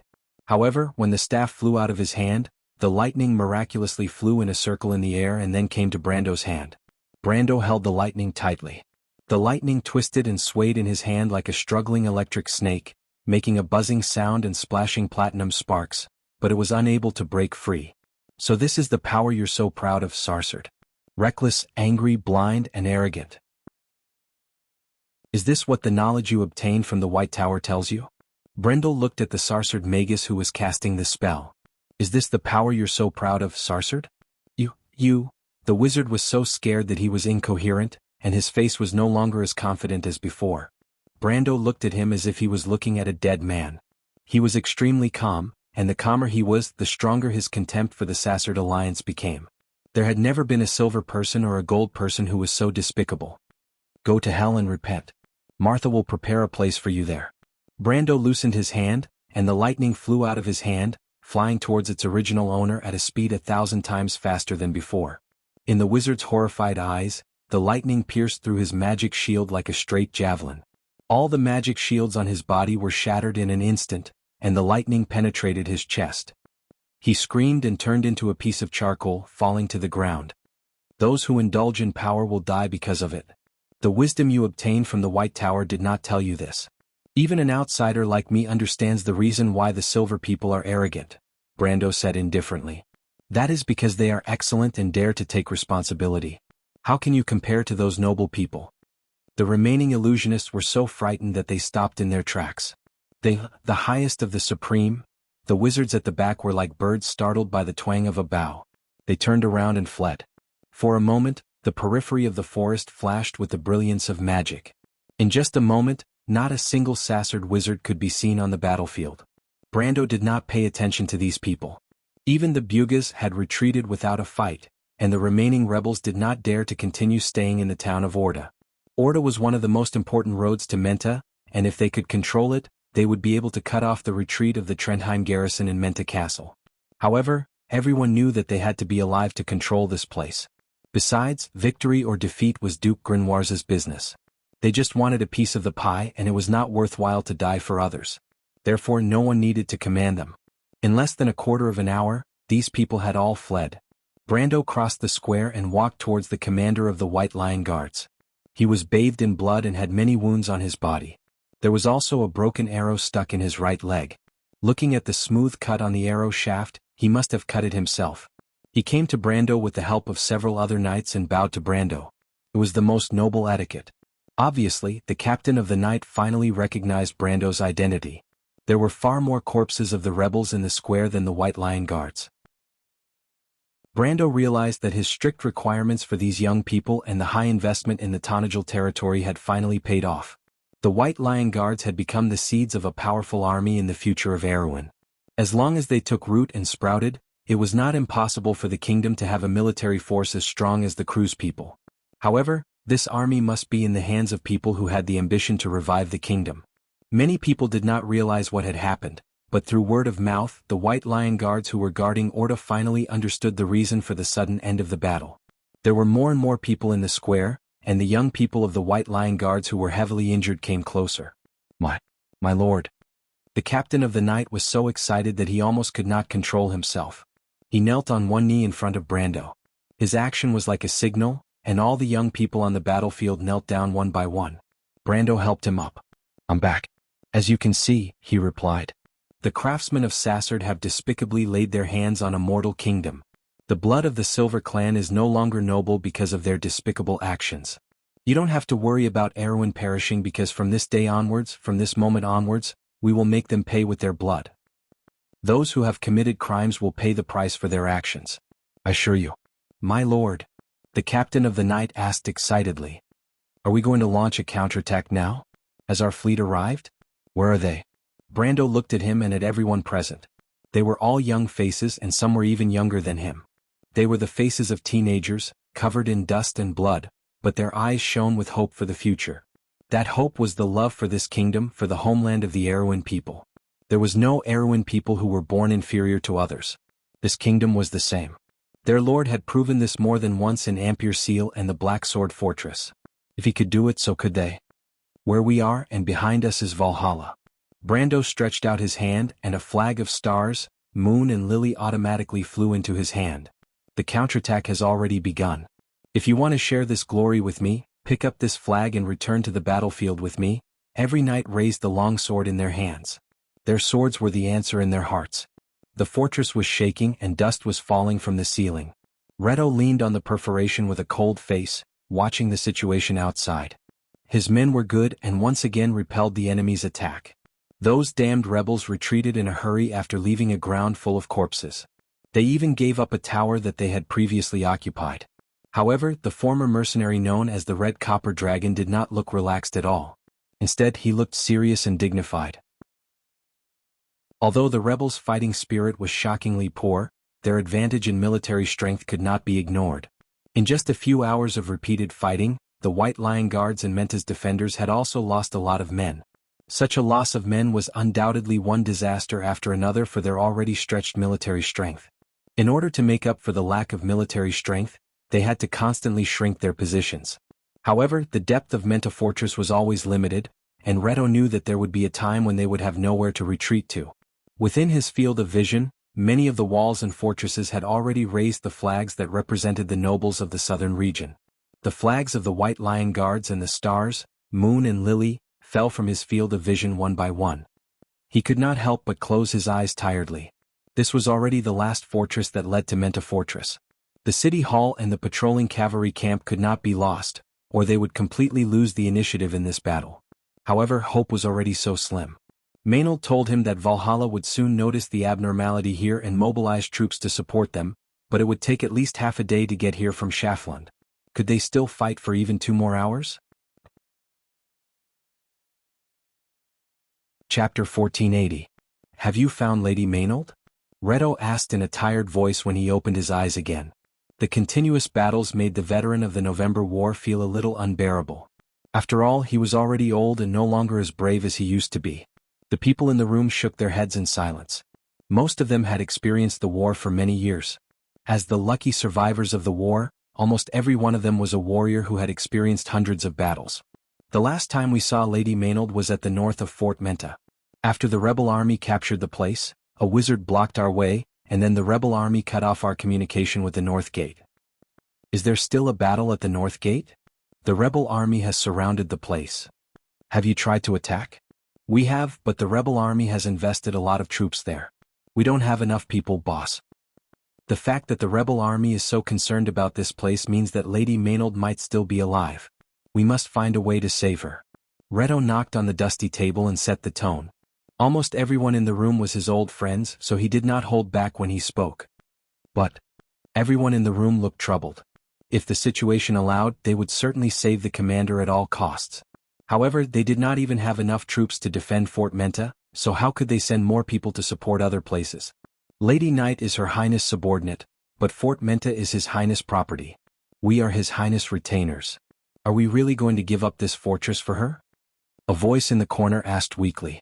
Reto looked in that direction and shook his head. Guys, he said, do you really think that His Highness values Tanajul? Can't you see that His Highness is ambitious? Not to mention Tanajul and Abes, I'm afraid that even Erwin is not in His Highness' eyes. Think about it. If His Lordship had accepted the invitation of the female Legion Commander Cruz and joined the Empire, how could his status be compared to that of the Count of Tanajul? What did he do in Erwin? He brought us here from Brags and overthrew the rule of that damned Baron Grodin and his lackeys. What? Reto looked at his old companions one by one. Haven't you noticed? The Lord never asked us to swear allegiance to him because he didn't want to become another Grand Duke Arek. I've heard him talking to Her Highness and Miss Amandina in private.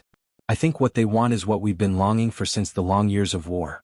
A real Erwin who is not controlled by others, who stands above wound. My companions, he said softly, we were born in Brags, but Tanajul is indeed our second home. Compared to that, we have another identity in common. Don't forget that we are Erwin's soldiers. At this time we should abandon our selfish interests.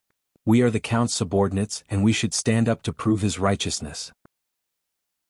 Reto pointed at the battlefield outside the perforation and replied, if each of us spread the Count's beliefs to the whole of Erwin, our ideals, the Count's and Her Highness' ideals will be realized. The room was silent. Can we do something like that? Yes, it's too troublesome. It's a headache just hearing it. Boss, are you sure it's something we can do? That's something only the officials and nobles need to worry about, right? But boss, when did you become so scholarly? The laughter seemed to be contagious and soon everyone in the room also laughed softly. Reto shook his head with a smile and scolded, shut up, you damn idiots. I used to be a noble knight like Mano who used to be my attendant.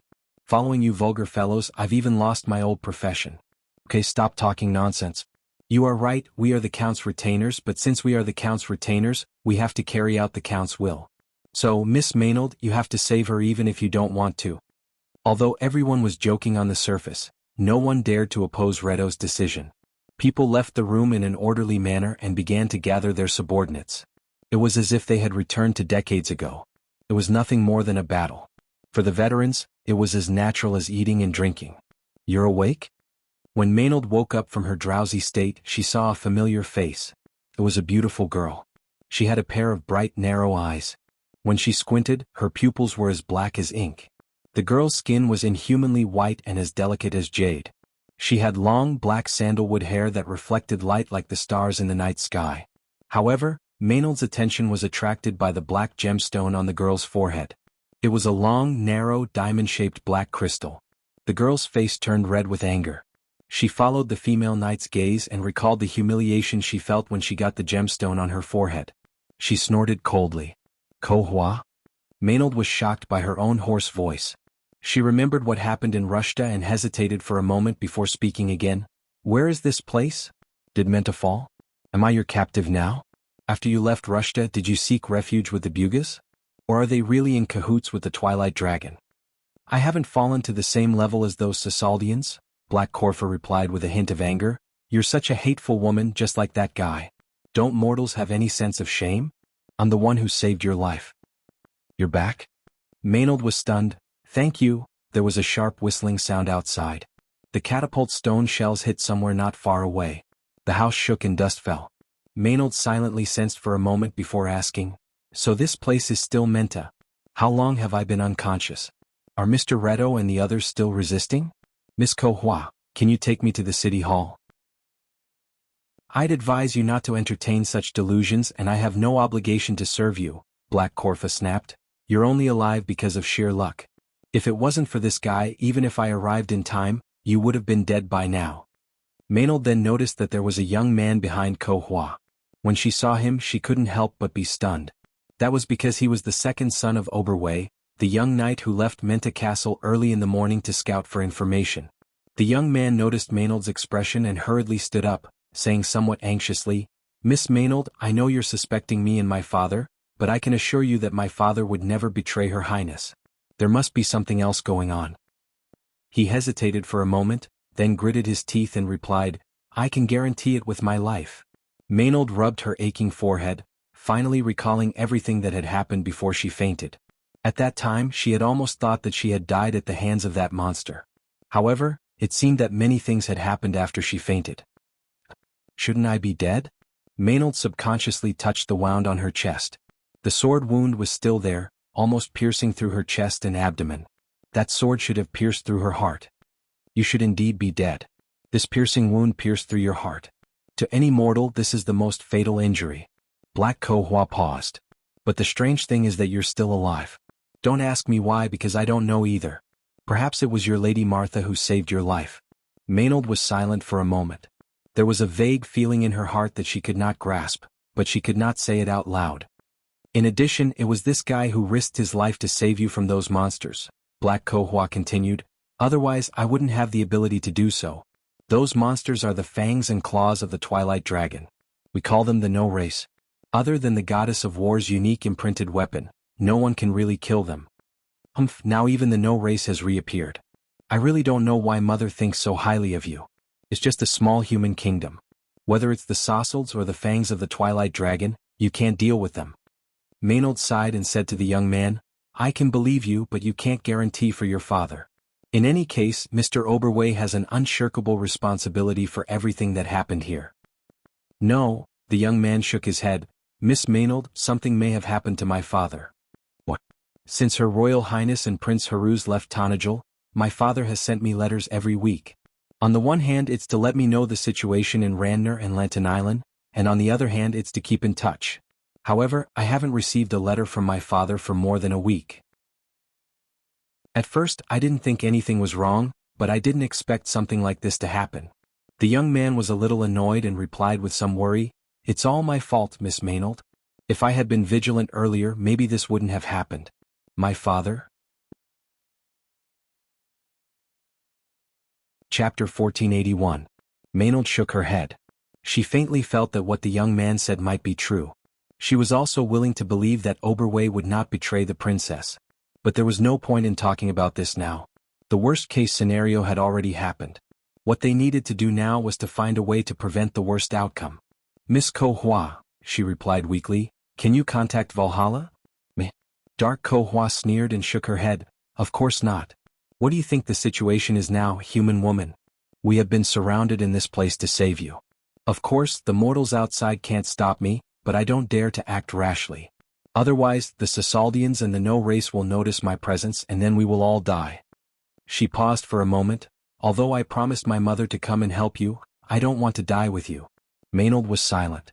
Of course she could not ask the other party to die with Erwin.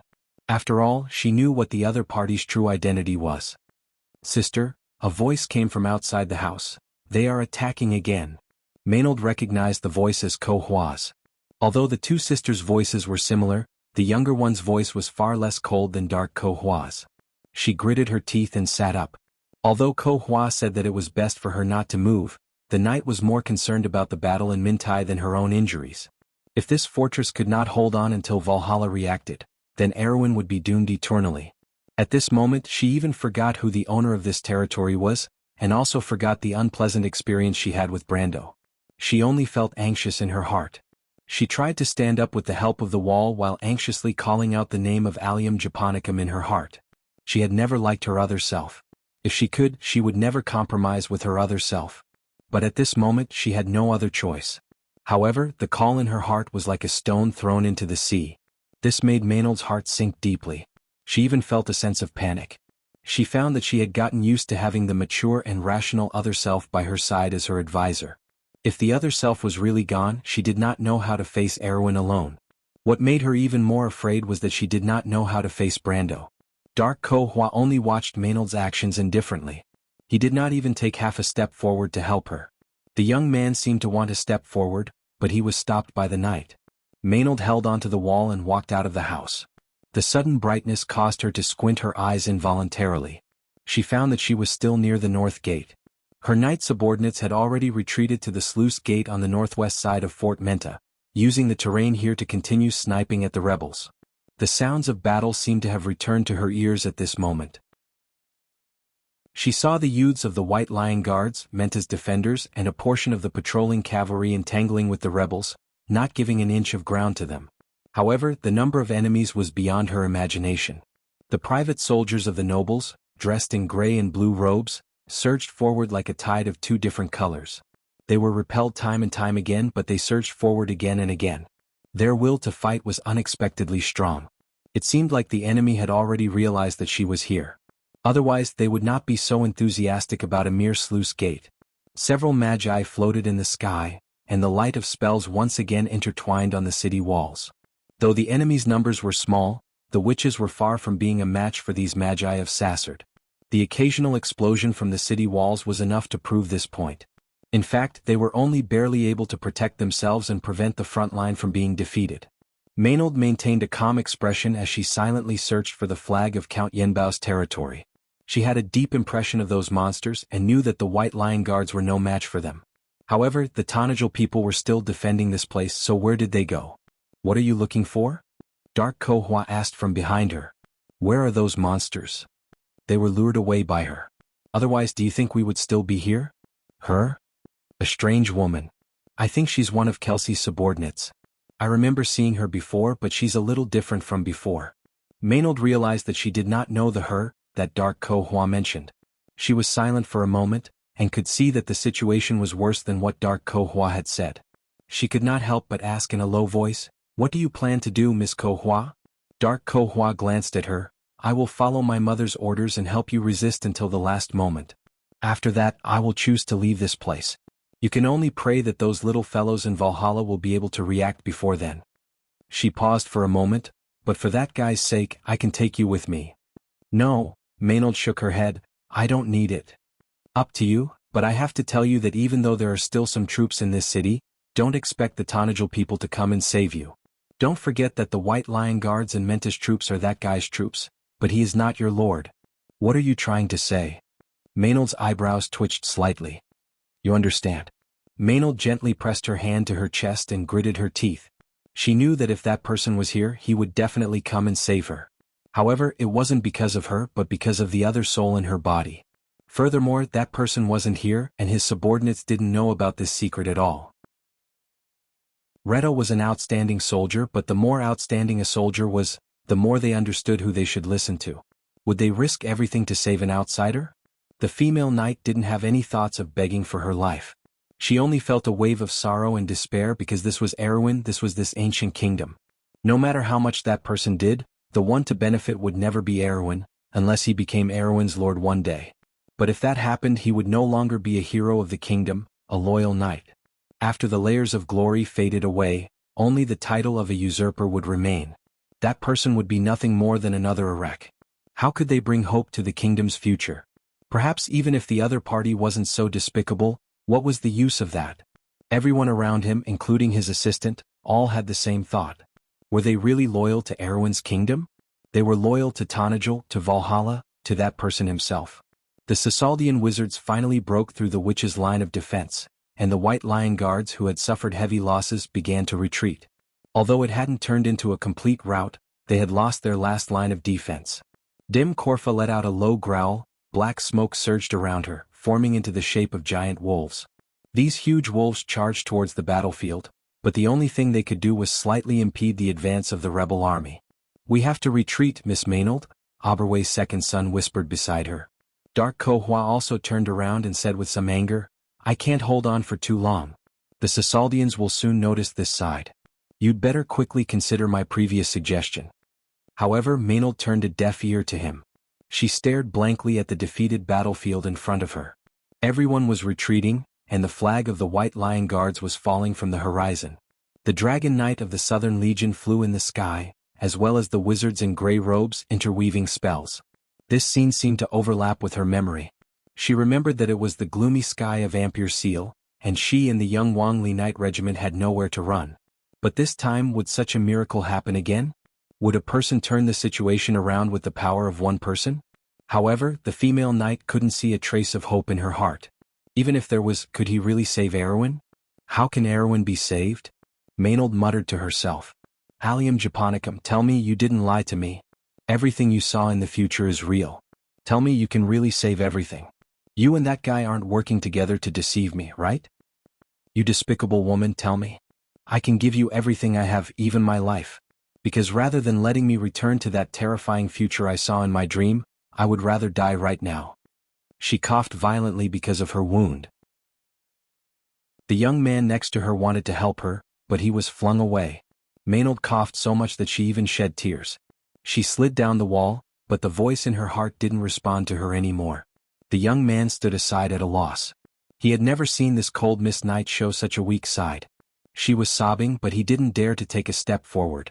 He stared blankly at the scene in front of him. There was a voice in his heart telling him that Erwin was finished. What he saw would be the last moment of this kingdom. He seemed to have seen such a future. Everything that he had seen in the past was burning fiercely in the flames, turning into ashes. From then on, people forgot their names and their former identities. The ancient name Erwin disappeared in the long river of history. It wasn't until decades later that a girl picked up the dusty flag again. It was the lily flag of the stars and the moon.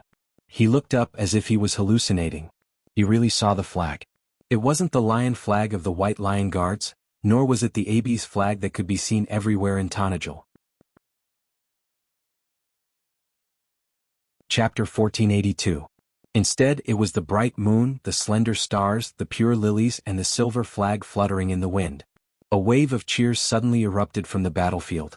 The young man shuddered and subconsciously rubbed his eyes, finally realizing that he wasn't hallucinating. He truly saw the flag that belonged to the royal family of Corvado. Reinforcements. Maynard stood up abruptly. The female knight's tears were still wet as she looked in that direction in astonishment.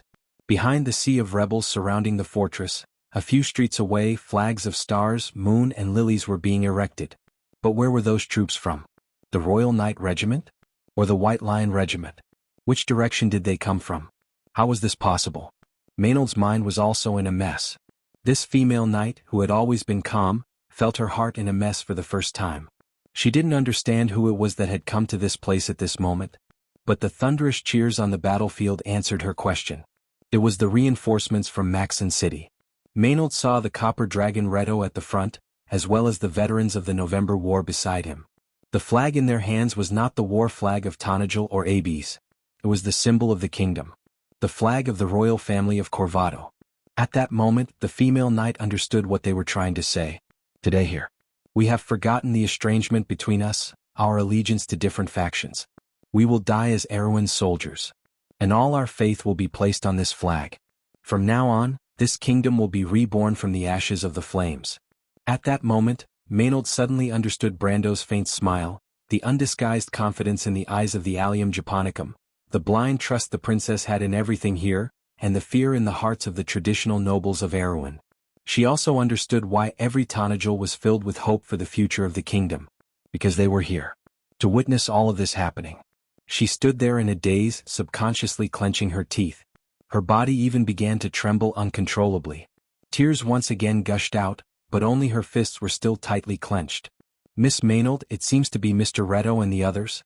But they don't have many people, why would they come here? The young man suddenly stopped talking. He saw the female knight looking back at him and snatching the sword from his hand. Maynard slowly unsheathed her sword and raised it high. She faced the entire battlefield and all the White Lion Knights on the battlefield. She shouted at the top of her lungs, "Today, we might not win.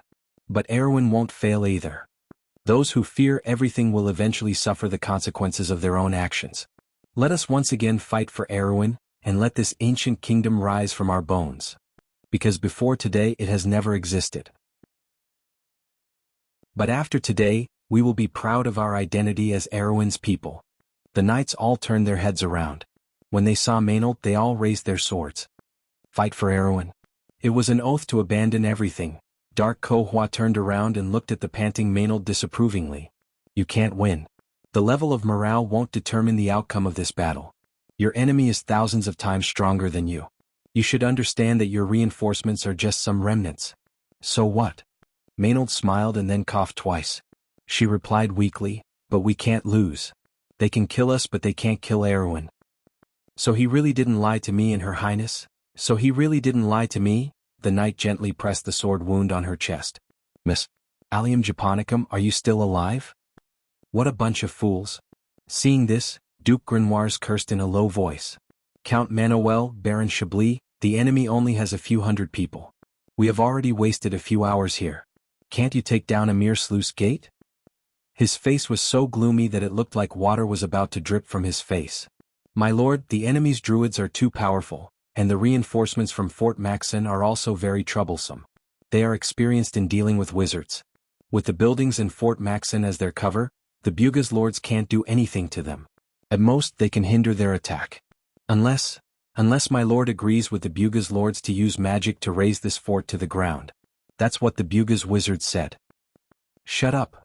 Duke Grenoires waved his hand as if he was shooing away flies. "Our goal is not this Fort Maxon. There are still the subterranean dwellers and that terrifying fleet in the south. Do you want to alarm them? Go continue the attack.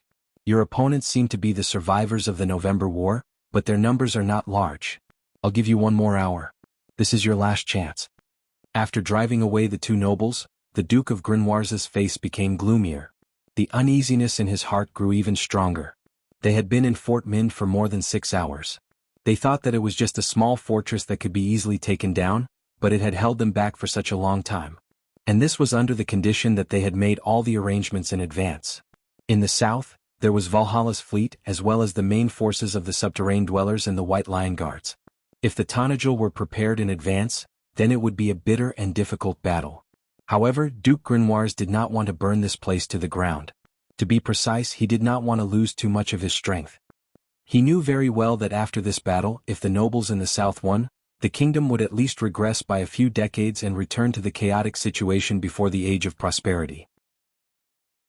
And the best-case scenario would be to return to the situation before the Battle of Ampere Seal. Duke Grenoires did not have any feelings about the future of the kingdom or the fate of others. What he cared about was that in such an environment, the strength at hand was the only weight that could guarantee his position.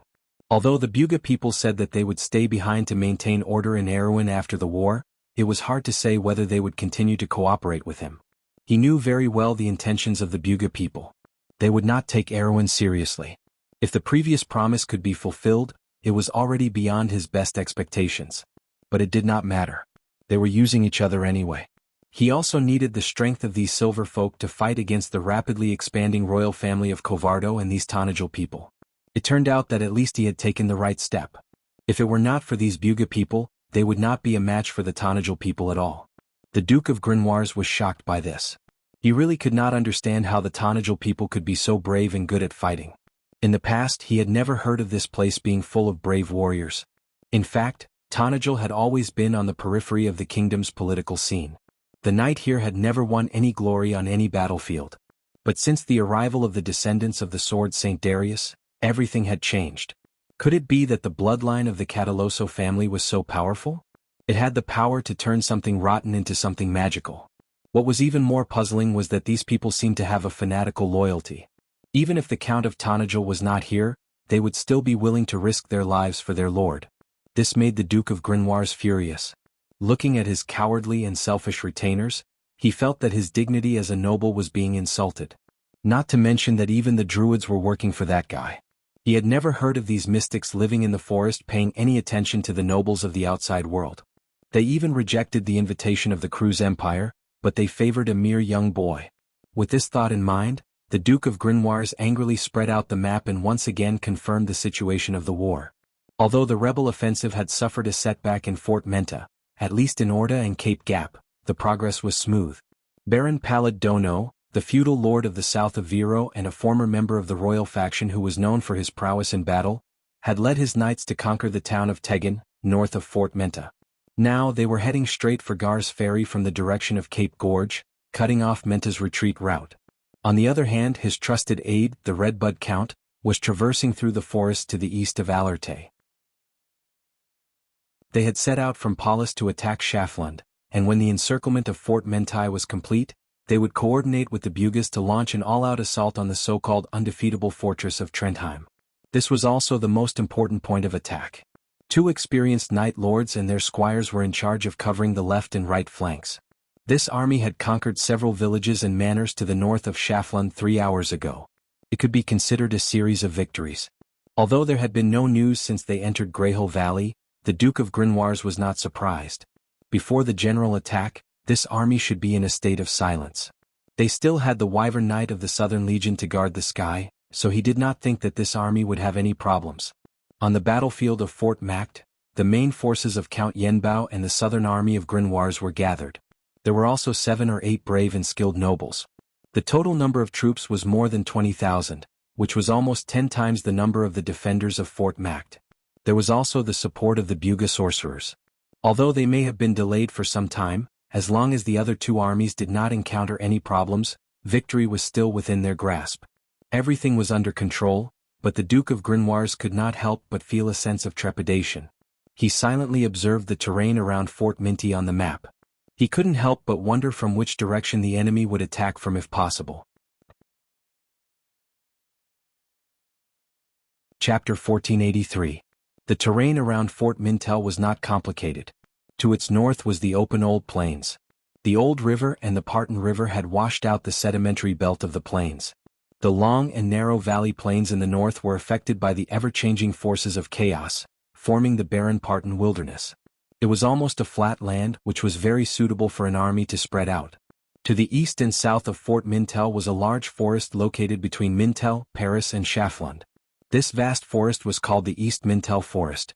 There were 2 roads through the middle of this forest that connected to Fort Mintel.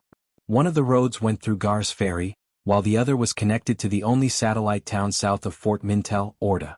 Duke Grimoires reached out and pointed at the town on the map. The Tonajal people were resisting fiercely here. The person who commanded the attack was the deputy commander of the Northern Noble Alliance last time, Marquis Balta's deputy. He was also a very famous knight commander in the White Lion Legion. The Tonajal people who were stationed here defended the town for nearly half an hour and did not allow the noble commander to take the town. It was said that the White Lion Knight Regiment was formed by the son of the Blade Master himself. And it was indeed worthy of its reputation. However, he had already asked the Buga wizards to go and support them. Although there was no news yet, he was sure that it would be done soon. After all, there were no witches or detestable druids there. After cutting off Fort Mintel's escape route, one of his worries had been relieved. In any case, this large-scale plan was more than half completed. But things often went against one's wishes. Just as Duke Grimoires put down the map in his hand, a noble knight rushed to him and shouted in panic, "My lord, we have lost contact with Orda." What happened? The Duke's heart skipped a beat. The uneasy feeling in his heart seemed to be confirmed at this moment. He quickly asked, "I'm not sure, my lord."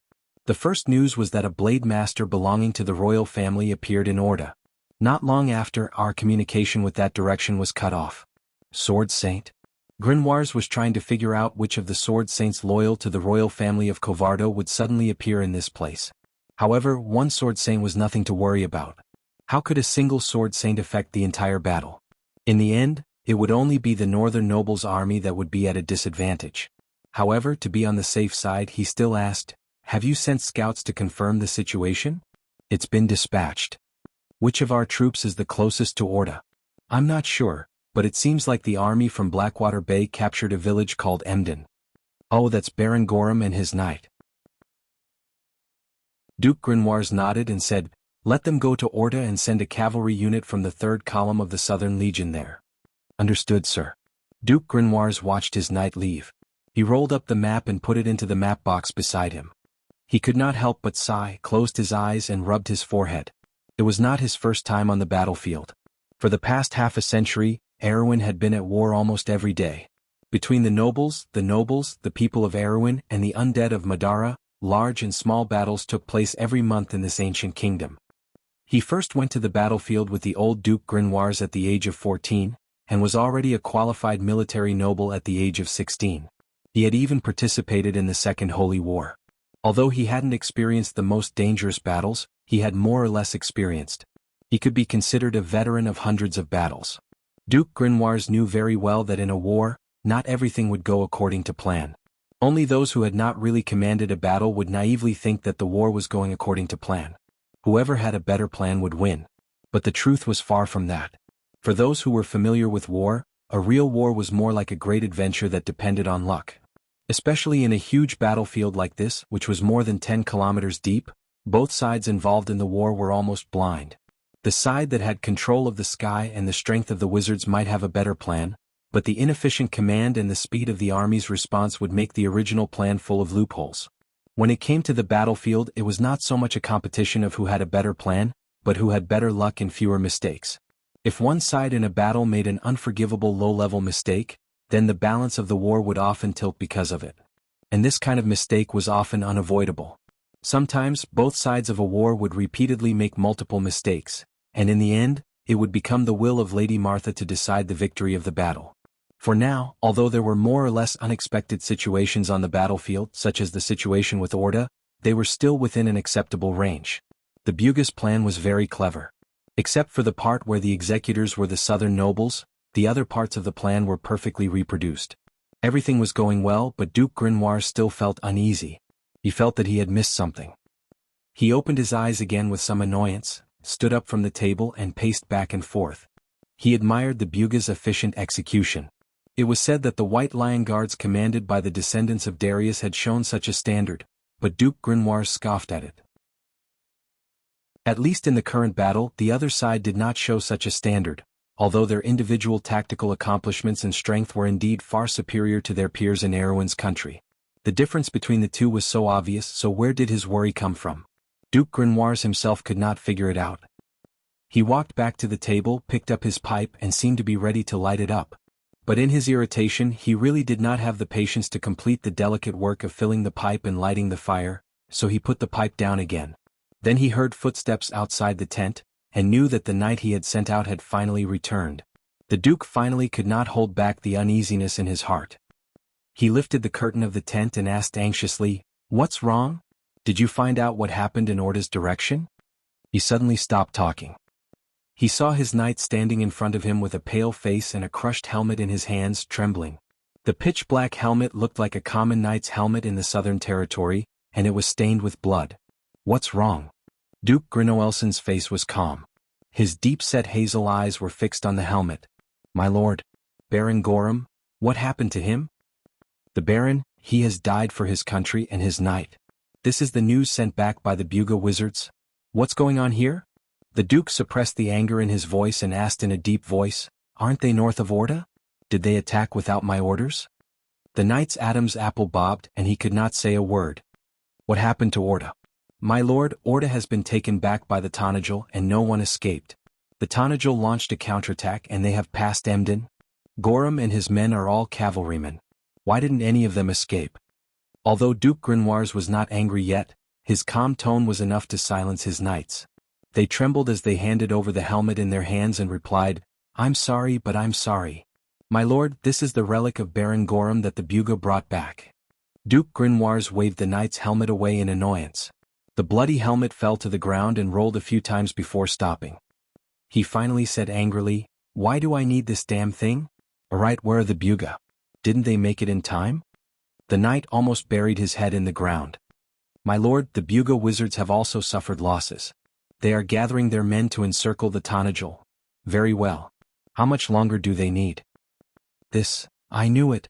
These damned bastards are unreliable." Duke Grenoir turned and walked back into the tent. He angrily swept the things on the table to the ground, making a series of clanking noises. "Tell me, how big is the Tonajal army? What is their composition? Where did they get into our encirclement? How many wizards do they have?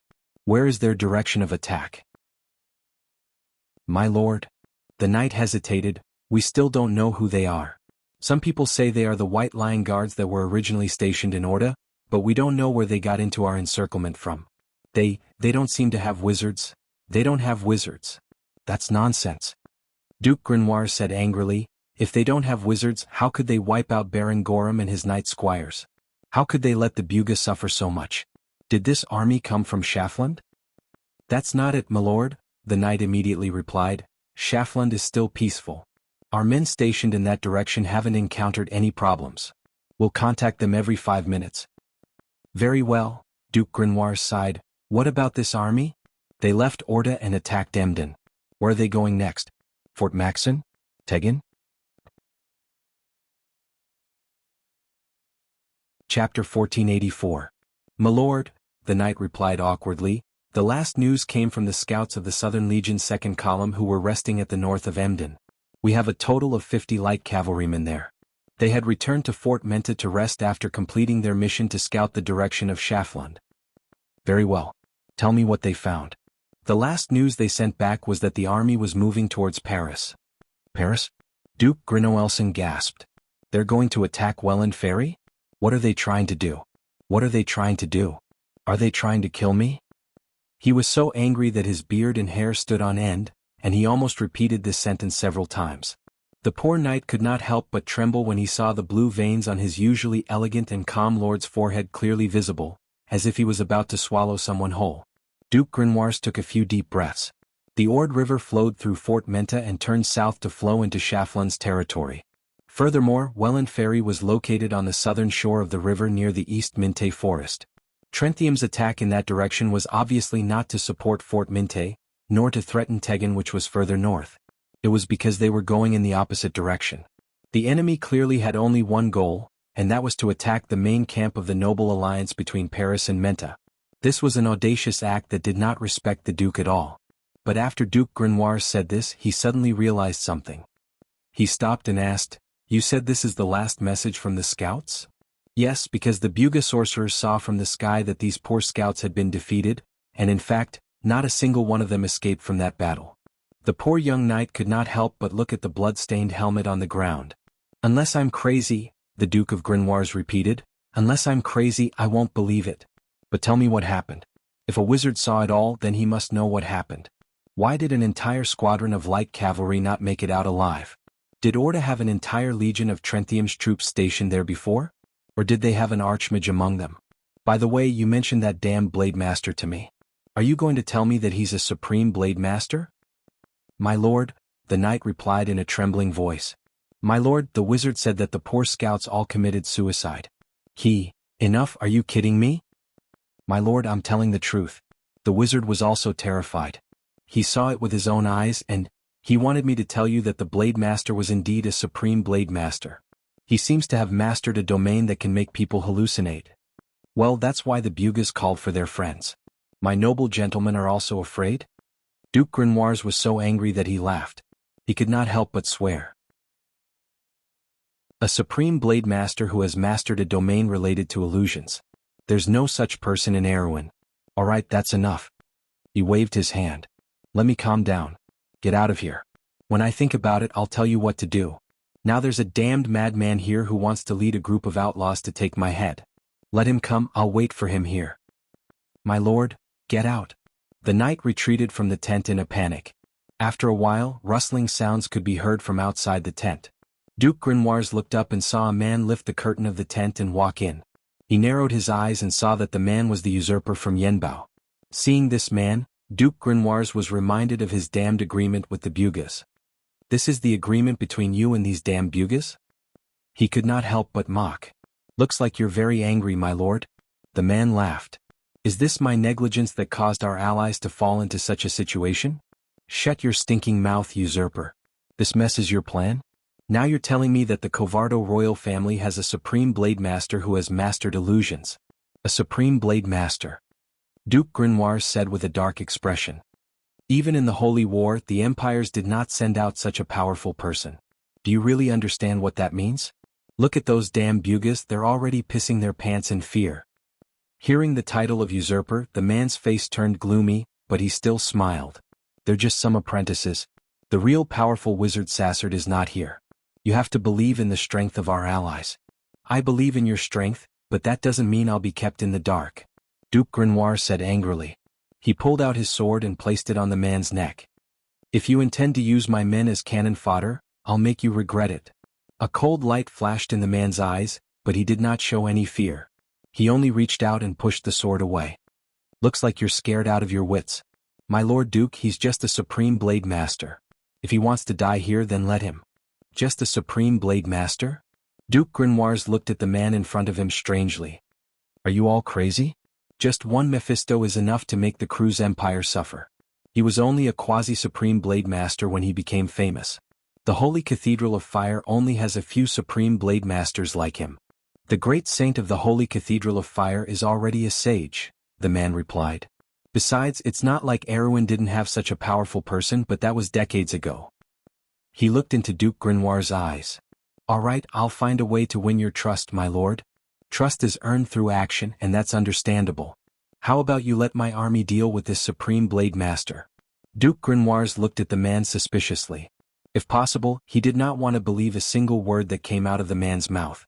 But the situation was obviously not up to him. Although I think you're courting death, that's your choice. I won't stop you.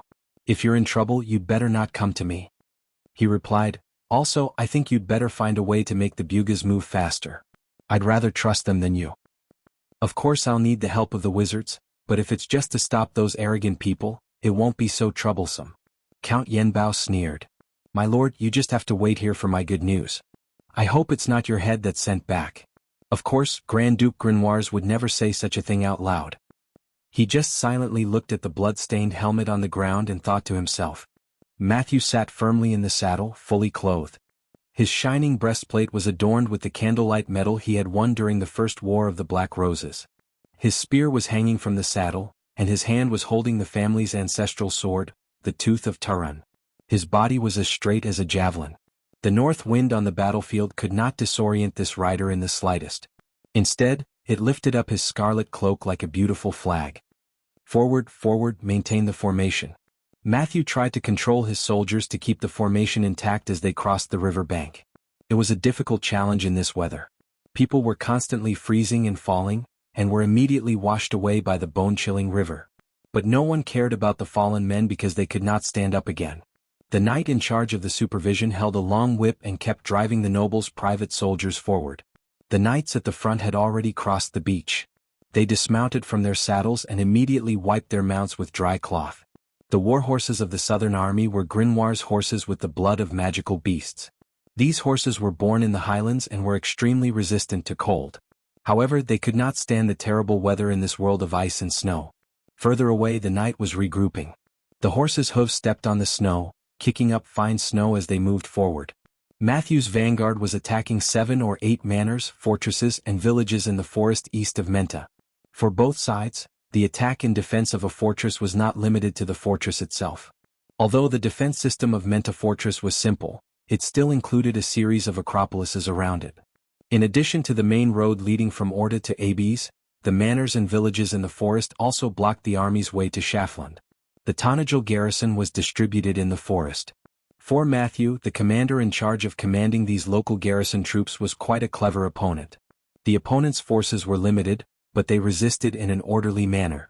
At least so far there were no signs of collapse. Matthew understood that the Duke was not satisfied with the progress in this direction, but his men were a mess, and not everyone obeyed his command. For example, on both sides of the river bank, there were 7 to 8 noble knights and feudal lords. Altogether there were about 700 to 800 people. However, there were different orders which seriously slowed down the speed of their march. What was more serious was that the noble knight was not only undisciplined and disobedient, but they also wanted to preserve their strength. No one was a fool in this war. The nobles would not work for others. It seemed that these nobles were hoping that the attack in the direction of Menta Fortress would make progress, so that they could win without a fight. Chapter 1485. Thinking of this, Matthew could not help but sigh. He shook his head and stopped thinking about these things that were too far away from him. The only thing he had to think about was how to take down the Tonagel's line of defense. The nobles had already taken down 3 or 4 villages, but they did not gain much. The Tonagel had retreated to the south bank of the Ord River to build a line of defense. Among them, Baron Gorham from Blackwater Bay was the fastest. According to the previous news, he had already taken down Emden, which was not far to the west of here. It was estimated that he would soon join forces with the attack from Orda. Hurry up! Matthew rubbed his frozen hands and shouted to his men, take down the manor in front of us. You can do whatever you want. The women and the property are all yours. But hurry up and don't let anyone else get to them first. The knight roared in agreement, but the footmen were still numb. Those things would not fall on their heads anyway. They dragged their feet forward in this weather or fell down somewhere and could not get up again. It was all because of the knight's sword hanging over their heads. In this mood, the stiff soldiers finally reached the beach. The knight first ordered the archers to shoot a wave of fire arrows into the forest, but it was not ideal in such weather. The low temperature made the bows brittle, and the fire was not easy to ignite. A round of volley broke many bowstrings, and the rain of arrows could only be said to be an empty shell. But Matthew did not care about this. He immediately ordered the footmen to get into battle formation and advance into the forest. The Tonagels' line of defense loomed outside the manor. The opponent had well-maintained magic crossbows, which could still be lethal from 200 steps away in such a climate. Matthew could not help but curse the Tonagels' extravagance. Sure enough, the sound of bowstrings was soon heard from the front. Several footmen in the front row fell to the ground, and a commotion immediately broke out in the ranks. Matthew cursed when he saw this. However, he was familiar with such a situation. He immediately ordered the supervisors to step forward and kill a few soldiers who were hesitating. After that, the team was reorganized. Matthew knew very well that the enemy's number was not large, which was their biggest disadvantage. As long as his side remained stable, the enemy would not be able to resist. This was how they had won the previous battles. As expected, the Tonagel army began to retreat. Now, they still had some defensive depth, but their military strength was far from enough. When the other party had no space to retreat, it would be the time for the real showdown. Matthew was full of confidence. He saw that the tattered AB's collar emblem in the forest kept retreating. He did not know what happened in the end. Perhaps the flag bearer was killed, but the flag shook and fell down. Tonagel's rats are retreating again. The rebel army finally cheered, or rather rejoiced. They don't dare to be our enemy. Chase after them and kill them. Similar scenes were playing out on the battlefield in Maxon Hill. The sudden appearance of the rebel army had almost defeated the local defenders of Maxon, who were caught off guard. Apart from the sporadic resistance, the Trentheim people were constantly retreating, or even being annihilated in most places. Matthew turned his head and saw that the southern nobles' flags had also been erected in Welland's direction. Flags representing their occupation were being erected south of the Ord River beach. The progress of the nobles' army had begun to accelerate, or rather, the Tonagel's resistance was getting weaker and weaker. It seems that we're going to win, Matthew thought to himself. But at that moment, the noble flag that had just been erected on the hill in the direction of Welland's ferry suddenly collapsed. Matthew happened to see this scene. He saw a knight rushing up the hill from the other side and cutting down the flag bearer with his sword. Matthew looked at all of this in horror. It must be the Tonagel cavalry, but why did they still have a fighting force here at this time? Not only did they not retreat, but they also attacked the Allied army's front line? Were these people crazy? He watched as one knight after another appeared on the mountaintop. The pitiful nobles' private soldiers that had occupied the mountaintop were all killed. The knights disdainfully threw the nobles' flags that had been chopped off on the ground. Then another flag appeared on the mountaintop. The first thing that appeared was a spear tip engraved with the silver motif of the Erewhon's sacred lily. Then the whole flag jumped up from the back of the hill. Matthew narrowed his eyes. It was not the battle flag of the White Lion Guards. Nor was it the heraldic flag of the ABs. It was a silver square flag that fluttered in the wind. The flag was painted with tassels, and a red ribbon surrounded by a silver star and a white moon. Under the star and moon was the sacred emblem of the royal family of Covardo. It was the flag of the Erewhon's sacred lily. Matthew's heart skipped a beat. He quickly bit off the grass root in his mouth and spat it on the ground.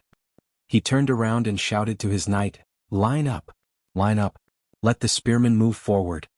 A row of knight appeared on the hill, followed by a second row and a third row. They lined up neatly and rushed down the hill.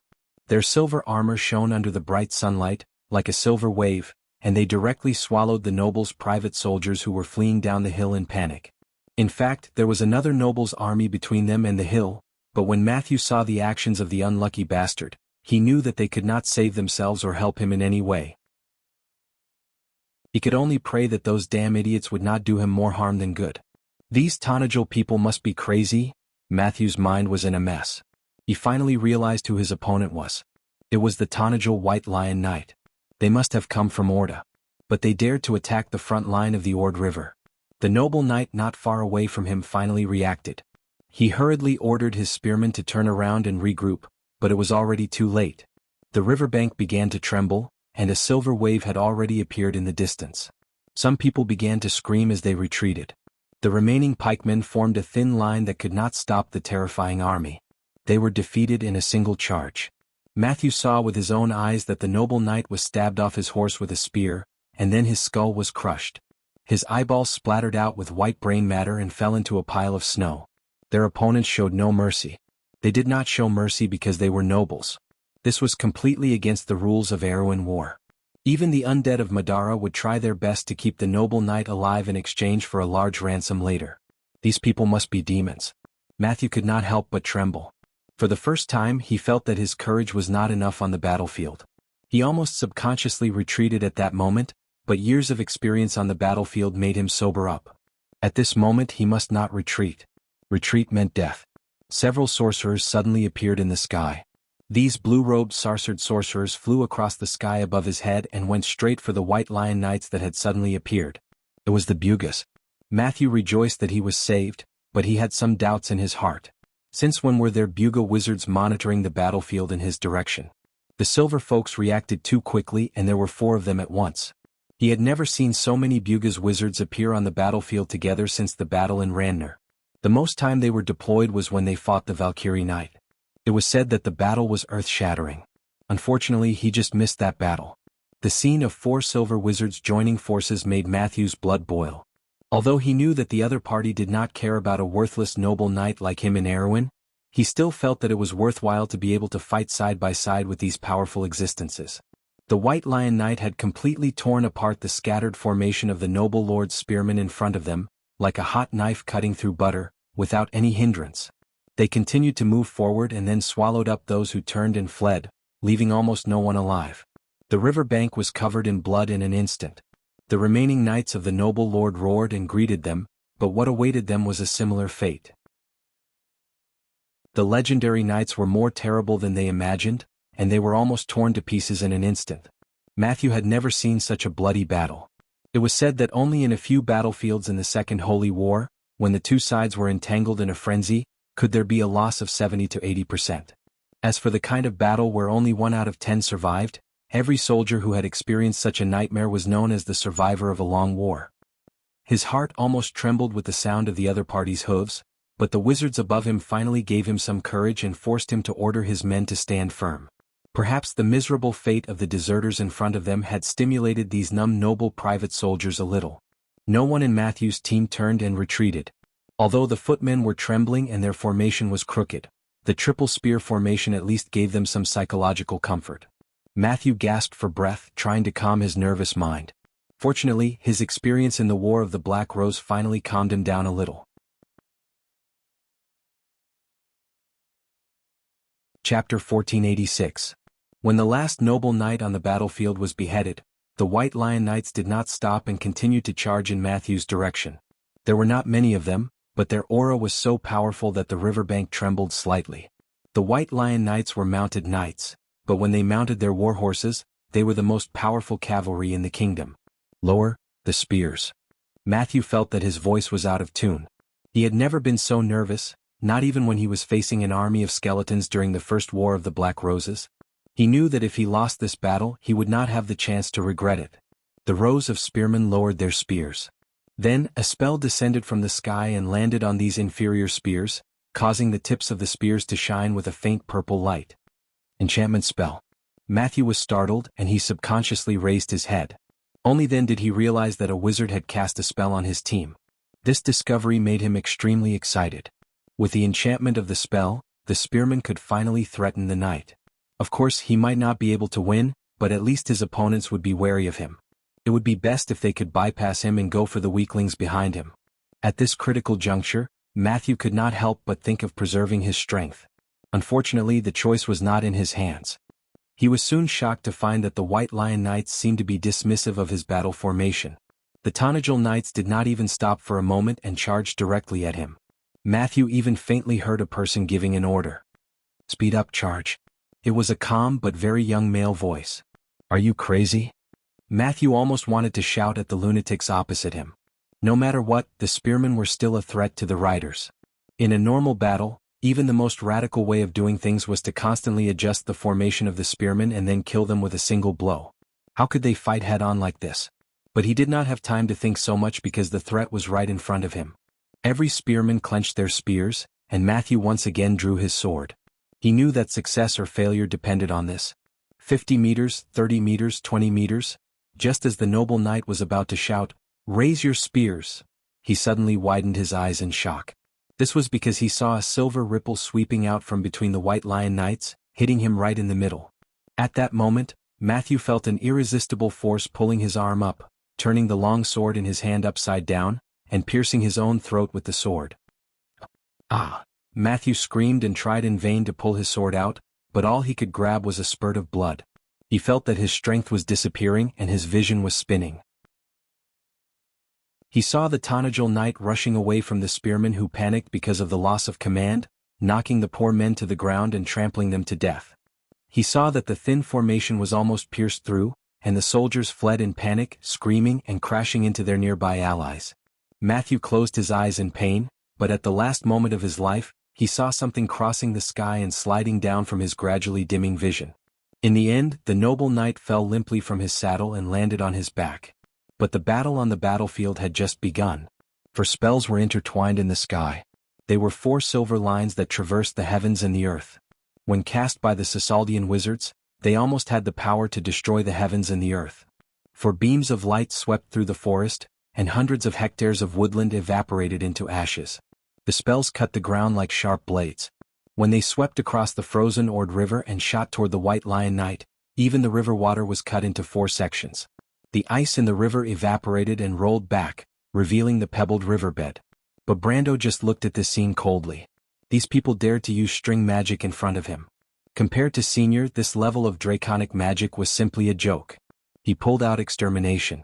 This dark and twisted holy sword looked like a piece of scrap iron, but its curved blade was pregnant with the meaning of cutting all laws. He activated the Superior Authority. Cut into the 3rd layer of the Tiamat network. Cut off the source of the magic transmission. This series of actions was completed in an instant when Brando swung his sword. The 4 silver lines shattered in mid-air, but it was far from over. Because the connection between order and space was also cut off, the Sisaldian wizard's flying spell also failed, and they fell directly from mid-air. And this time, there was no longer a magic shield to protect them from harm. The bodies of the silver folk fell from a height of 100 meters to the ground, and the final result was nothing more than a pile of mud. Descend. Descend. Descend quickly. The opponent has anti-magic means. Some of the Sisaldian wizards who were a little further away from Brando and had luckily escaped, were frightened by this scene and fled far away. The leader of the wizards among them shouted at the top of his lungs to signal the others to descend immediately. Brando held the dark and twisted longsword in his hand and looked around at the sky. In the area where the White Lion Knight was, there was no longer a Sisaldian wizard who dared to stay in midair. Holy Sword of Extermination. In the sky in another direction, wizards in gray or blue robes were gathering. However, everyone had a serious look on their faces and some of them were even frowning. Edo Huggins is dead, so are Depana and Carla. With the Holy Sword of Extermination, the opponent should be that person. He really did come back. Gather everyone. Aween's scouts made a mistake in their judgment. The opponent is definitely not a sword saint who specializes in illusions. A dignified voice rang out, causing everyone to turn around and look at the speaker. The person who spoke was Hollis Finn. He was a respected wizard among the Sisaldians, second only to Wizard Sisaldian. He was also the leader of this operation. He was a stern-looking old-fashioned middle-aged man with 2 strange snow-white eyebrows on his handsome face. The sharp eyes hidden under the snow-white eyebrows glanced at everyone present and continued, "That is the elemental power of time and space, known as the law closest to the truth next to the power of existence. Our opponent is abnormally strong. He may have been taught by Tumen. I alone may not be a match for him." "My lord," the wizards expressed their opinions, "we don't need to fight him alone. Since the target has appeared, shouldn't we inform the other side to enter the field?" Hollis nodded, "That's what I was thinking." As for the few unlucky fellows who died at Brando's hands, no one mentioned them anymore. The death of those apprentices was not a big deal to the Bugas. Although every silver person was extremely noble, the number of apprentices who died in various experiments every year was not small. Before they had the ability to become official wizards, even the Bugas themselves were just cannon fodder. It was just that the Bugas' requirements for official wizards were much higher than that of mortals. Only those who were true wizards were the most valuable assets of the Sisaldian alliance. On the plains on both sides of the Ord River, the battle between the Tanajal and the army of the southern border had just begun. The sacrifice of 2 lords in a row finally bought enough time for the others to react. The horn sounded. Except for a small number of people who chose to retreat at the first moment, the various noble armies chose to obey the order at the first moment and surrounded Brando and his White Lion Knight from both sides of the Ord River. This was a strange sight on the battlefield. The army from the north of the Ord River was closing in on a small dot on the battlefield, and in the middle of that dot was a group of Trondheim cavalry that was as weak as it could be. "My lord, what do we do next?" "Forward. Forward." Faced with such a tight encirclement, even the most daring person could not help but want to retreat. Although the White Lion Knight guards that Brando had groomed were the most outstanding youths of the Tanajal and even Erwin, they could not help but feel that there was no chance of victory in the current situation. Brando turned around and looked at the captain of the knight behind him. He was a rather handsome young man and could even be said to be somewhat beautiful. He still had a childish air to him and there were faint freckles on his face. His hair was a little curly, and his light brown eyes shone with an unusually determined light. "Are you afraid?" "Of course not. It's just that, my lord." Brando held judgment in his hand and pointed to the front. "The brown bear on the coat of arms is the coat of arms of the Cade family. This family is known for producing cowards and they dare to show off in front of you.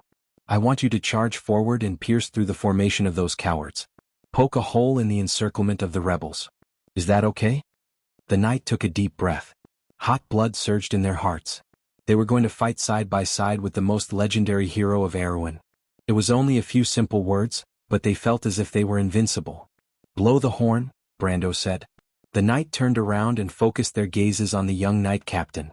The latter quietly removed the white horn strap from his shoulder and lifted it with both hands. Another kind of deep horn sounded in the vast wilderness. The sound resonated with the wind, like the echo of the north wind, and echoed on both sides of the Ord River. The knight loosened the reins of their horses, sheathed their swords, and unsheathed their spears from under their saddles in unison. The magic runes on the White Lion armor were activated at this moment, and the light of magic flashed.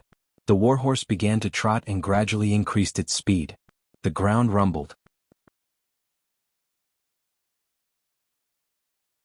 Chapter 1487. There was a faint humming sound in the north wind, and it passed through the battle cries, mixed with the snowflakes and fell on the broken city wall. Maynard suddenly pricked up her ears. She stood up from the tower and looked thoughtfully in the direction of the perforation. There, in the direction of the old river, there was a vast expanse of white. In the distance, the shadow of the East Mintai forest hung in the sky like a dark cloud. The banners of various nobles were faintly discernible on the horizon. "Lady Maynard, it's not advisable for you to move now." As soon as Redo walked into the tower, he saw the female knight's actions and could not help but remind her, "You'd better rest. We can still hold on for a while after we join forces." And for some reason the Bugis seemed to have left. "Did you hear that?" "What sound?" Maynard looked back at the veteran and replied, "It's the sound of a horn. That's the sound of a dragon horn. It's deeper than the usual horn sound. I've heard it once on the battlefield of Ampere Seal." Redo was slightly startled, thinking that the lady was hallucinating. But out of courtesy he still listened carefully. But after a moment the veteran's expression changed and he turned and rushed out. Maynard followed him out. Heavy snow was falling on the city wall. The rebel army's attack seemed to have stopped temporarily. The Bugis in the sky were also nowhere to be seen. Only the rebel camp in the distance was faintly discernible in the snow. The two stood by the battlements and looked in the direction of the old river. They could vaguely see the movement of the rebel army. Something seemed to be happening in that direction. "Look over there," Maynard suddenly spoke. Leto followed her gaze and saw a flag breaking through the heavy encirclement of the rebel army. The flag dashed left and right among the various noble banners, like a reef in a storm, standing firm in the midst of the raging waves. "That direction is Orda's reinforcements?" He frowned. "There are too few of them. What are they doing?" "They're courting death." "No," Maynard hesitated for a moment, "the sound of the horn is—" The two of them suddenly froze. "Who is that? Who is commanding that army?" The Tanajal soldiers in the forest looked at each other. Their gazes pierced through the shadows of the trees, through the forest, and stared at the lone army on the north bank of the Ord River. He was like a lone knight who had fallen into a tight encirclement, but his opponents were unable to do anything to him. They've killed their way through the Cade family. Oh my God. Someone suddenly exclaimed, they have a chance now. Those damned Southerners haven't had the time to readjust their formation yet. Oh Martha, they reacted so quickly and made such a perfect judgment. Where did these knights come from? But no one answered his question. Everyone held their breath as they watched the miraculous scene in front of them. The huge rebel army was actually disrupted by a mere 100 or so cavalrymen. The entire huge front line was being moved by this lone army. The rebel army, which was originally attacking the south from all directions, was now slowly turning around. The Tanajil defenders who were fighting the rebel army on various fronts found that the pressure in front of them was gradually decreasing. When the sound of the horn reverberated across the vast wilderness, the sound of the horn echoed across the vast wilderness. Everyone couldn't help but have such a thought. It's time to counterattack. That's the horn, someone reacted. They're calling for us. I've heard such a long sound before. It was on the battlefield of Ampere Seal, a White Lion knight recalled and said with slight excitement. That's the White Lion Legion's counterattack trombone. Our Lord once led us to launch a counterattack against the nobles in the north with such a sound. Then what are we waiting for? Look, they've raised the banner. Oh my God, what banner is that? Someone suddenly screamed. Everyone subconsciously turned their heads.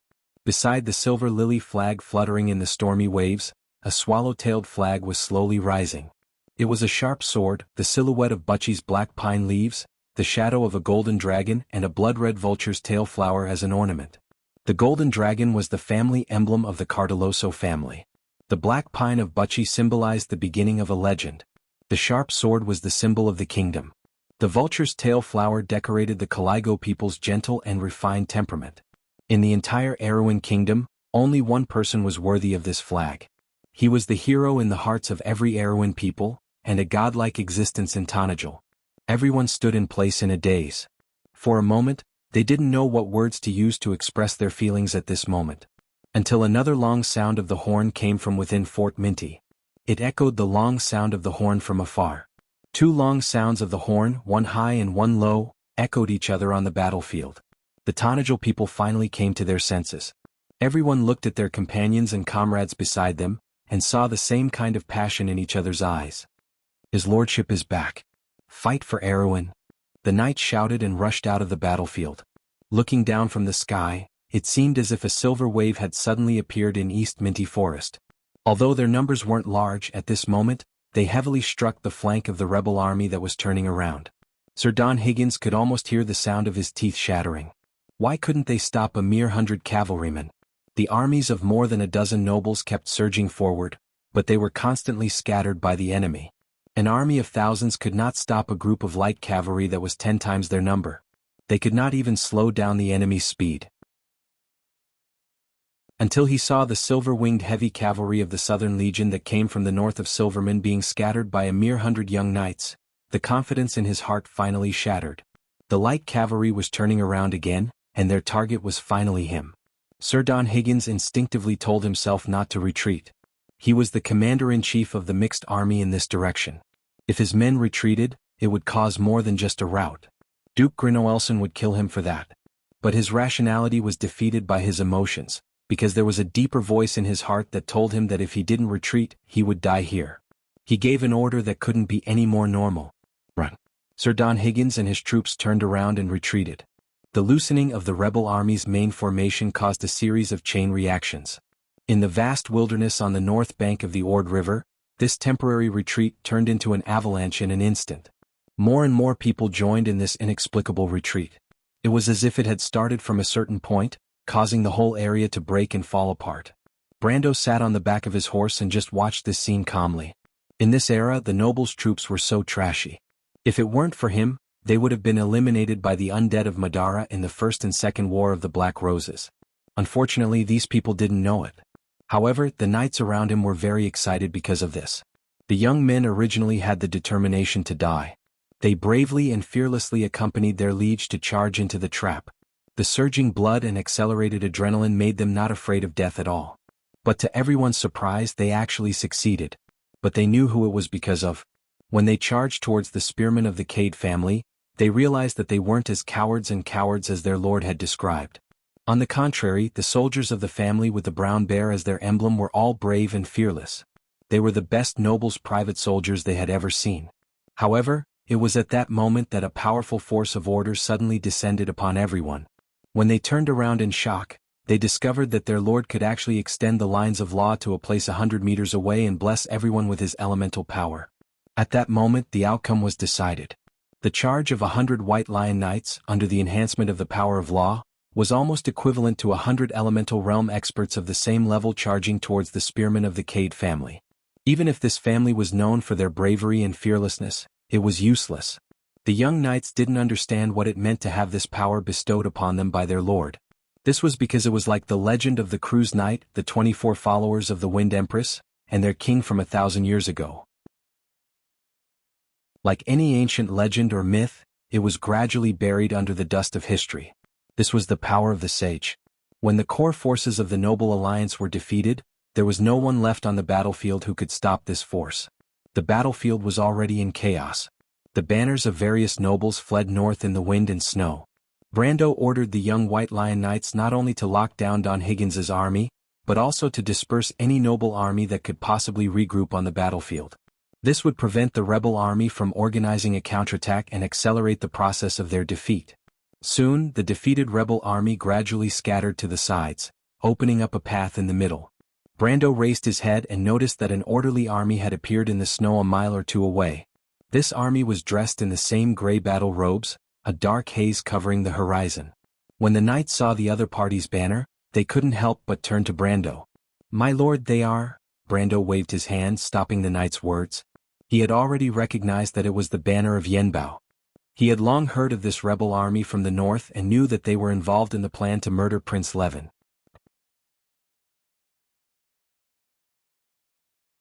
Chapter 1488.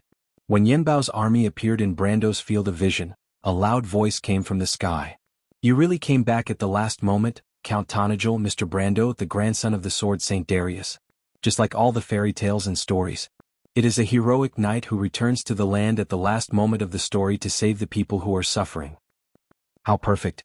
The voice thundered in the gloomy sky. It sneered and said, "Unfortunately, reality is reality. Since we have already expected you to appear at this moment, don't you think you are too arrogant to appear here alone?" At this time, there was a sudden scream in front of them. The noble's army seemed to have stopped in that position, and there was a commotion. Brando raised his hand and signaled the knight of the White Lion Guards to slow down. He looked up and saw the tragedy that was happening in that direction. There seemed to be a few huge portals in the wilderness. The portals slowly rotated, and behemoths with a crystal luster slowly walked out of these portals. These behemoths trampled into the crowd, and many of the noble soldiers were directly trampled into meat paste. Although Brando did not have any good feelings for these people who reaped what they sowed, he could not help but frown when he saw this scene. God, what kind of monsters are these? Are they on our side? That's Count Yenbao's voice. Ah. At this moment, screams had already filled the air. Although the nobles and suzerains were fearful of the Trenthium's pursuit, the terrifying monsters in front of them were a much more direct threat. They pushed and retreated, slowly creeping towards the Trenthium's front line. Brando only let the young White Lion Guards kill the idiots who dared to rush into their formation in panic. As for the others, he did not continue to pursue. In fact, not only him but the Tonagel people on the entire front line stopped. Obviously, everyone's attention was attracted by these new enemies. Suddenly, there was a new wave of screams and screams in front of them. An overwhelming number of Yetis swarmed out of another portal. These Yeti species had no feelings and almost no individual intelligence, so naturally they attacked the first target they saw in front of them, so the nobles who were the slowest to escape bore the brunt of their attack. These terrifying dusk species were one of the most ruthless creatures in the world. They quickly flapped their thin wings and swept across the battlefield. Their open forelimbs were like sharp blades, directly cutting between the necks of the nobles and knights. The nobles of the southern territory fell one by one, and the area in front of the portal seemed to have turned into a bloody azura field in an instant. "Sir." Brando stopped his knight, whose expression had changed. He raised his head and silently looked at the gloomy sky. Over there, ring-shaped magic circles were unfolding one after another. It was as if a silver beam of light was shooting from the horizon, passing through these slowly rotating ring-shaped magic circles. The light rays converged outside the magic circles, forming silver battleships.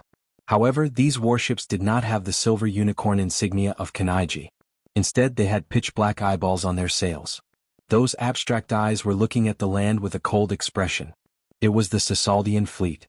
When this huge fleet appeared in the sky above Menta, Maynard immediately walked down the city walls. However, the copper dragon Reto grabbed her arm from behind, saying sternly, "What are you doing, Miss Maynard?" The knight was silent for a moment. "I can't let Mr. Brando face all of this alone. Even if I die, I want this kingdom to die with me." "I thought you didn't like his lordship. Mr. Reto, now is not the time for jokes." Maynard frowned and replied with some dissatisfaction. "Ah, it's just a joke." Reto laughed, but he shook his head. "You don't know his lordship well. Look at him, these pitiful creatures can't do anything to him." Maynard was slightly stunned. "His lordship is good at everything, but he has a bad habit of slapping people in the face." Reto sighed. "If it were me, I wouldn't have said so much nonsense to that guy. They're dead for sure. Just you wait, Miss Maynard.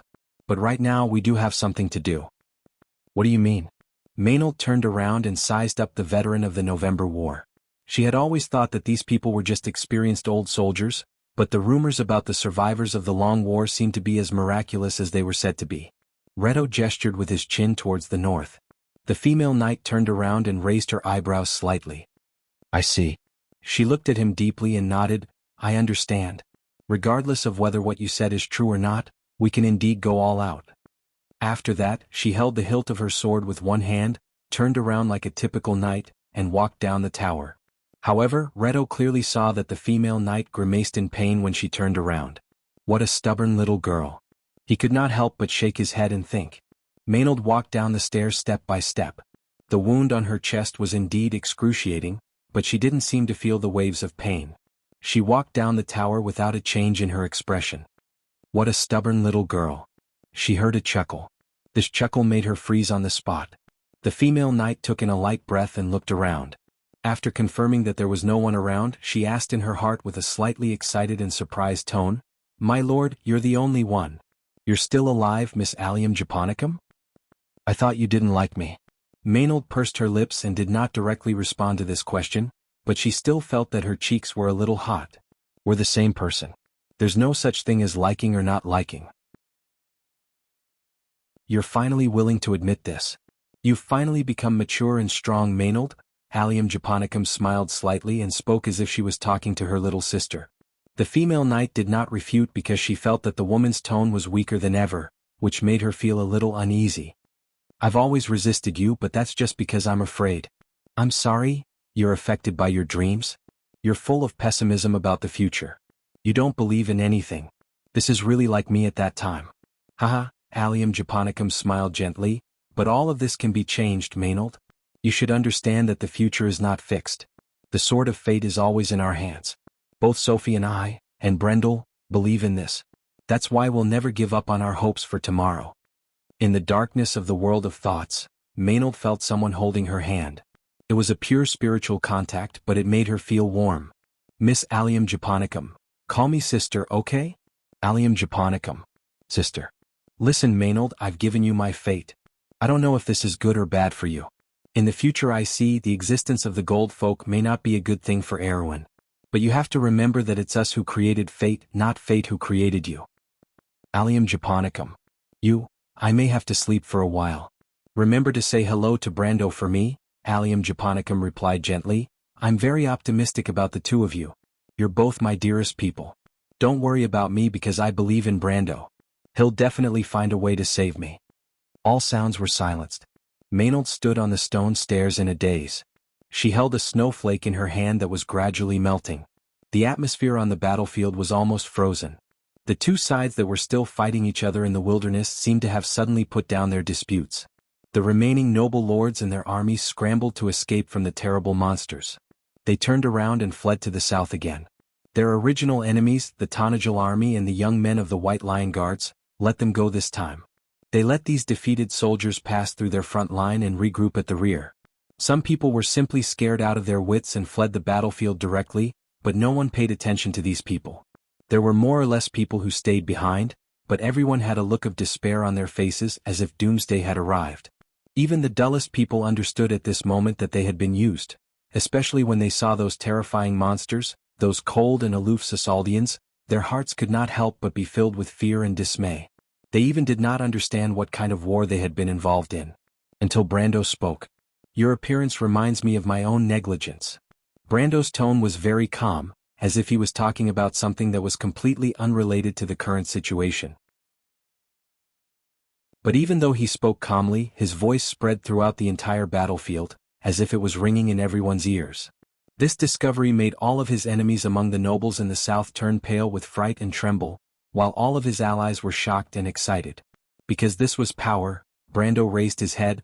All for One usually has 3 representatives with the highest authority in a region. In the south, this representative should be Duke Arek. And in Ampere Seal, there's also a leading figure of the Holy Cathedral. My oversight was that I thought the remaining representative should be from Prince Levinonessen's side.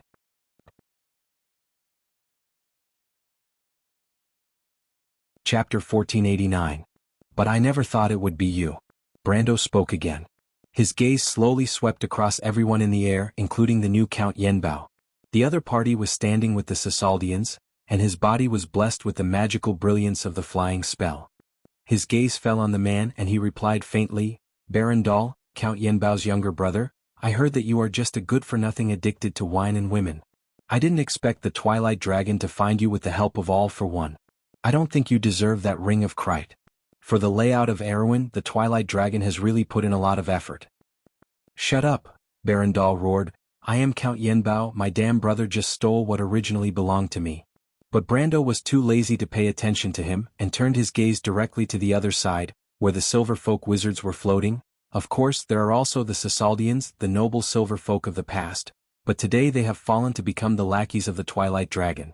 So this is how the Sasaldian wizard and Vladimir the Great recreated the former glory of the Bugas? What a laughingstock! There was silence on the battlefield. Almost all of the Awin nobles who participated in this war had a change in expression at this moment. After a short silence, a loud commotion broke out. Everyone looked at each other and everyone had a look of horror. Even if they were willing to believe that the Count Tonagel was lying, everything in front of them, those terrible monsters, all pointed to such a truth that they were unwilling to admit. Everyone trembled. Although they dared to participate in a rebellion to overthrow the royal family of Covardo, they would never lose their minds and join the heretics or even the Twilight Dragon. Civilization and destruction, order and chaos, could never be on the same side. How could this be? These damned royals, damned Duke Grenoirs, damned northern nobles, they lied to us. How could it be? Is the Twilight Dragon coming again? No, I don't want to die yet. Enough, mortal. A thunderous sound came from the sky. Hollis couldn't help but frown. Although the deal with the Twilight Dragon was mutually beneficial, it was still a stain that could not be washed away. He did not understand what Wizard Sarsar and Sir Vladimir the Great were thinking, but as a member of the Sarsar Alliance, he had to protect the interests of this alliance. What shocked him was that this human actually knew the deal behind their backs like the back of his hand, and even mentioned that Earl Yenbao was backed by All for One and the Twilight Dragon. That damned Barandal had also promised him that no one would be able to recognize his identity. The price that the Sassalds had to pay for this was, at most, interfering with the operation of the mortal world without authorization. Interfering with the operation of the mortal world and colluding with the Twilight Dragon was a crime that even a small figure like Hollis could easily distinguish. For the first time, the Silver Wizard had the intention to kill. He subconsciously felt that these people would not be able to live anymore. It would be best to use magic to raise the whole of Tonagel to the ground. Thinking of this, he said coldly, "It seems that you don't know us very well. You must understand that what you are saying now will be the reason why this land will be buried with you." "Of course I know you," Brando replied. "Bastards of the Sassalds, it's not the first time you have massacred a city in Wonde. In Silver Bay, in the Warrior Plains, in the White Mountain, how can I not understand what you are thinking in your hearts? The people who witnessed all this here today will probably be turned into ashes under your spells." His understatement caused an uproar among the nobles. Everyone's face turned pale. Many people only remembered the strength of the Bugas after 1,000 years, but forgot the indifference of these wizards. Some people had begun to feel weak at the knees and were ready to escape. In an instant, the remaining nobles on the battlefield were reduced by a third. But the people of Tonagel did not leave. They could not leave. This was their homeland where they were born and raised. If their homeland was destroyed, everything they had borne on this land would also be turned into bubbles. They had their own families, relatives, friends, and everything would be turned into ashes. Rather than running away, it was better to stay and face it. At least their lord was still here. If the people of Tanajul lost everything, at least they would still have the only trust left in their hearts. They would freely trust that their lord would lead them to victory. Everyone's eyes were focused on the young count in the middle of the battlefield. As for those who had escaped, there was only disdain and even contempt in their eyes. Those poor creatures actually thought that they could escape far? Hollis was stunned by Brando's words. Although it was true that the Sassalds had never put mortals in their eyes, when did they start a massacre in the Warrior Plains and the White Mountain? This was blatant slander, okay? Of course, if he knew that Brando was putting the blame on them for what they were going to do in the future, he would probably vomit blood in anger. Was there anyone who was so unreasonable? That was something that hadn't happened yet, okay? However, Brando did not intend to reason with these people. Because some people were not worthy of reason at all. Don't talk nonsense with them anymore, Lord Hollis. Baron Dahl was also trembling with anger. He had imagined all kinds of scenes when he came face to face with the legendary Count. Just like any villain, he certainly wanted to trample on this legendary hero. Especially when he learned that the other party had won the favor of Princess Griffine, the legendary pearl of King Oberg VII and the pride of the kingdom. This made him even more jealous. Could be said that he hated everyone in the world. In terms of inheriting the Count's power, he had failed to compete with his brother. He could not enter the upper circles of the kingdom's political circle. If it were not for his unique circumstances, he was afraid that he would be a failure hidden in the shadows of others for the rest of his life. Such an experience made him unnaturally hate any successful person in the world, and the legendary Lucky Count was no exception. But he never thought that the Count would act like a prophet and a quack in front of everyone after he had only met the Count once, directly peeling his skin off in front of everyone. At that moment he only felt a sense of shame and anger from head to toe. He had colluded with all for one and became the pawn of the Twilight Dragon. Although Baron Dahl had never regretted it, it was a shady thing after all. The key was, what evidence did the other party have to prove all this? If there was no evidence, wasn't it just talking nonsense? It would be fine if he was right, but what if the key was wrong? Wouldn't that be slander? Baron Dahl was extremely ashamed and angry. He said furiously, "What right does that guy have to say that we colluded with the Twilight Dragon? This is just nonsense." Nonsense? Brando laughed. Could it be that these things are not crystal clusters and those murderous monsters are not horseshoe worms?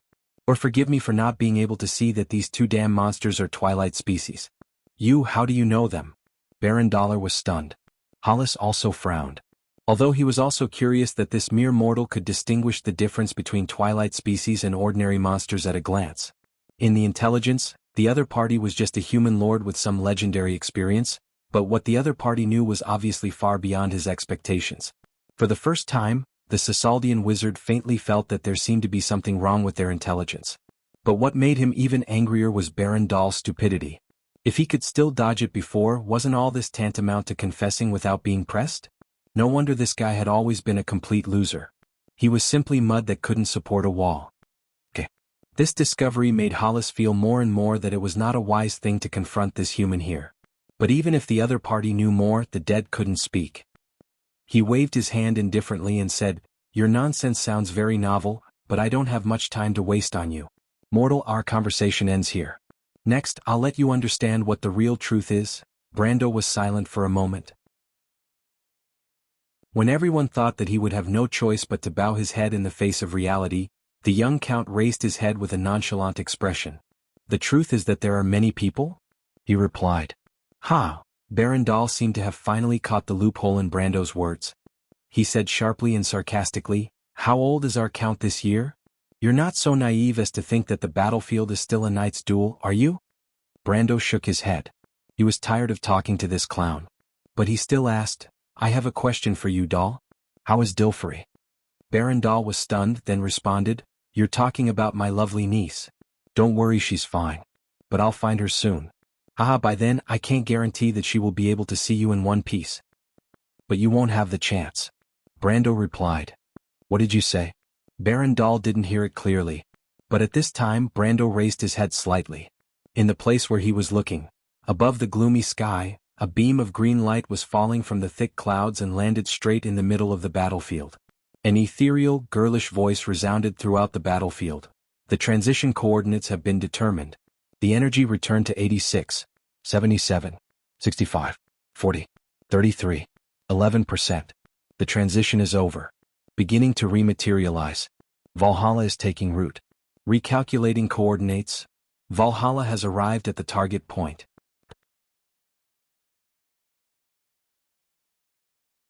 Chapter 1490. The green brilliance spread out faintly. A faint green shadow appeared in the air.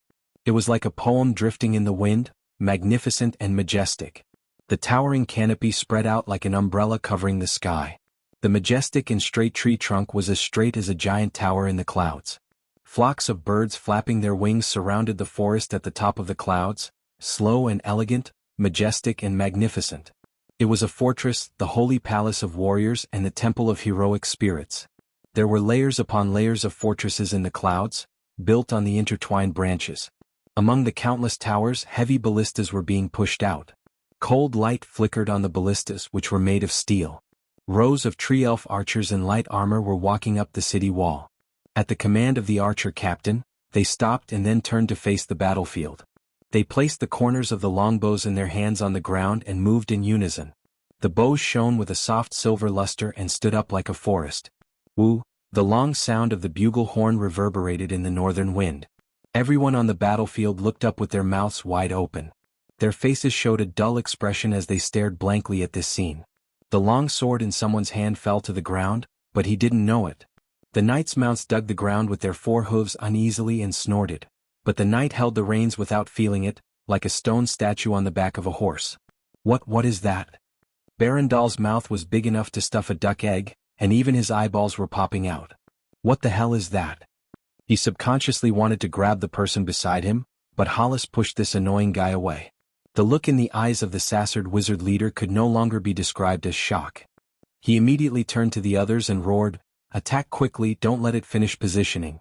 This is the top plane transition spell." "Ah no, we've been locked by the spell. This is space counterspell. All anchoring spells are automatically ineffective. Chant reaction, use the silent casting method. Impossible, the second to third level of the Tiamat law are all blocked. The other party has directly deprived us of our authority. It's competing with us for authority? Who is it? How is this possible? No, it has sealed all the passages related to space. There's no way to stop it. The law of space has lost its effect here." That is, the wizards were in a flurry. But Hollis had stopped silently. He turned around and looked at the fortress that seemed to be walking from fantasy into reality. He suddenly understood everything. "Stop," he said, "that is the holy fortress. It has the highest authority in this area. You can't do anything to it." Everyone looked at each other. Hollis waved his hand. "What are you waiting for?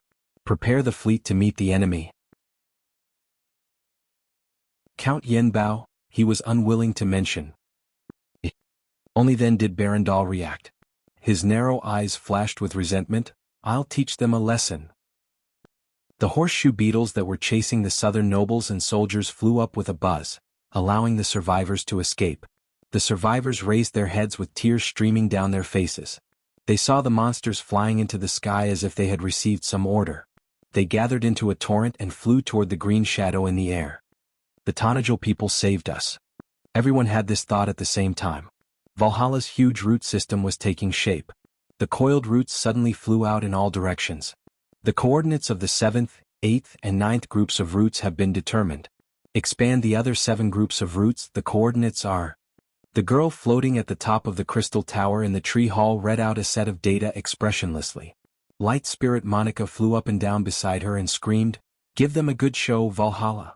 The roots that stretched out horizontally were like a giant arm that swept out tens of thousands of meters.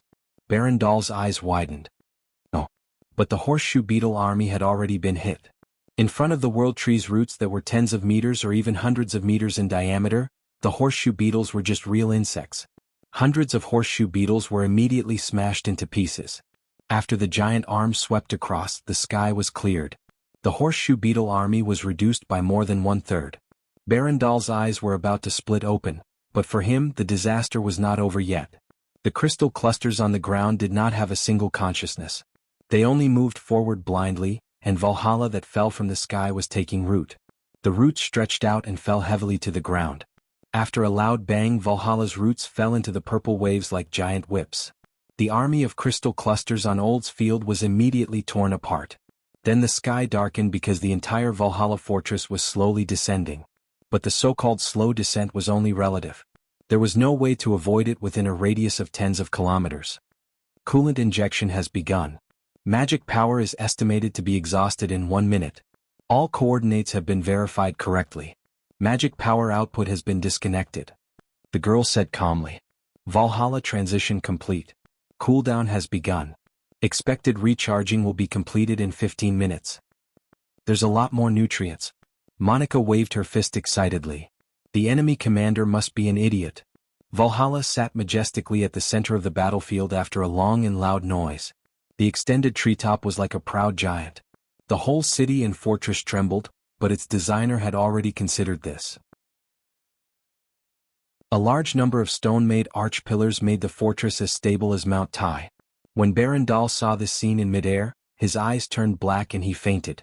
Hollis glanced at the guy with a look of disgust. He was already disgusted with this retard, but he couldn't do without him on the battlefield. He stretched out his finger and a cold ray hit Barandal's face.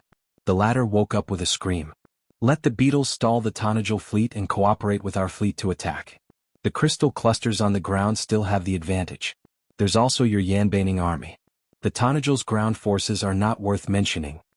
Barandal's face was covered in cold sweat. He quickly nodded. I understand, Sir Hollis. Raise your bows. Feni, the deputy commander of the Lingu army, shouted. The tall tree elf girl stepped on the wall of Valhalla with her elven leather boots. She swung her long hair and pointed her sword forward with a graceful movement. Following her movement, the wind archers raised the longbows in their hands and rose. The 3 magic circles on the silver bow arm lit up one by one. Magic arrow. Elegance of the wind. Counter the enemy first. The hunter and his son were also on the wall, standing beside the dwarf Odom. The city master was wearing heavy armor at the moment, holding a small warhammer in his hand. He wore a heavy dwarf helmet on his head, revealing only 2 small round eyes. The young man was so excited that he could not control himself, but the middle-aged man's face was pale. The dwarf master tiptoed and clung to the battlements with his hands, but he still could not see the scene below the city. He could only mutter anxiously, "Tell me what's going on outside?" Finny's beautiful voice that sounded like she was singing came from afar. Fire. A series of creaking noises could be heard. The young man only heard a sharp whistle of the wind, as if there was really a gust of wind blowing over the top of the city wall. Hundreds and thousands of arrows were shot out at once, shrinking into countless tiny black dots. Even the sky was darkened by them. The beetles were spreading out and rushing to the upper canopy of Valhalla. The storm of arrows came head-on, and the dozens of horseshoe beetles that bore the brunt of the storm were instantly hit by dozens of arrows. The demonized arrows immediately exploded after hitting the target, and even the dusk species were blasted into a bloody mess. The first batch of beetles fell like rain, but for the total size of the army the loss was negligible. Raise your bows. Armor-piercing arrows changed to the second set of enchantments. Feni frowned when she saw the situation and immediately gave the order. An excellent archer could shoot 12 arrows in a minute, but for the tree elves that was far from their limit. And for the wind archers, Valhalla's exclusive army with elegance of the wind, the maximum shooting speed of the elven girls depended on how many arrows they had. Before the beetle army rushed through the storm formed by the first wave of arrows, the second wave of arrows had already come head-on. Barandal's smile that had just revealed a clue froze on his face. This wave of arrows was enchanted with slow and gravity, so the beetles fell less than before, but the beetles that were hit were obviously slowed down and separated from the other beetles. In just a breath's time, the third wave of arrows came as scheduled. The youth cried out in surprise, "Each of them can distinguish different targets, how did they do it?" "They are elves and each of them is a natural archer, stupid." The middle-aged hunter replied in a bad mood. "The elves can't do it either, it's Valhalla who designated them as targets. This is the power of the Holy War stronghold." Odom leaned on the battlements and complained, "Can't you tell me what's going on outside?" "I'm sorry, Mr. Odom, I'm really shocked," the youth replied embarrassedly. "It's strange, why aren't those monsters attacking us? They're flying to the top of the trees." "They want to attack our port," Odom said loudly. "A bunch of idiots." More and more horseshoe beetles were hit, and the change in speed caused the formation of the horseshoe beetle army to change greatly. Their original attack became clearly layered, and vaguely formed the shape of a long snake. Even the incompetent Baron Dahl could see the problem at this moment, but he was as anxious as an ant on a hot pan, not knowing how to deal with the current predicament. Fenny sneered and whistled. You're tuning in to the Han Lee's Wuxia Chronicles YouTube channel. We're so grateful for your support, and don't forget to subscribe to join us on this incredible journey through captivating stories. Your generosity through donations truly makes a world of difference, as it's the primary source of revenue that allows me to expand and enhance this channel for you. Thank you from the bottom of my heart for being a part of this adventure.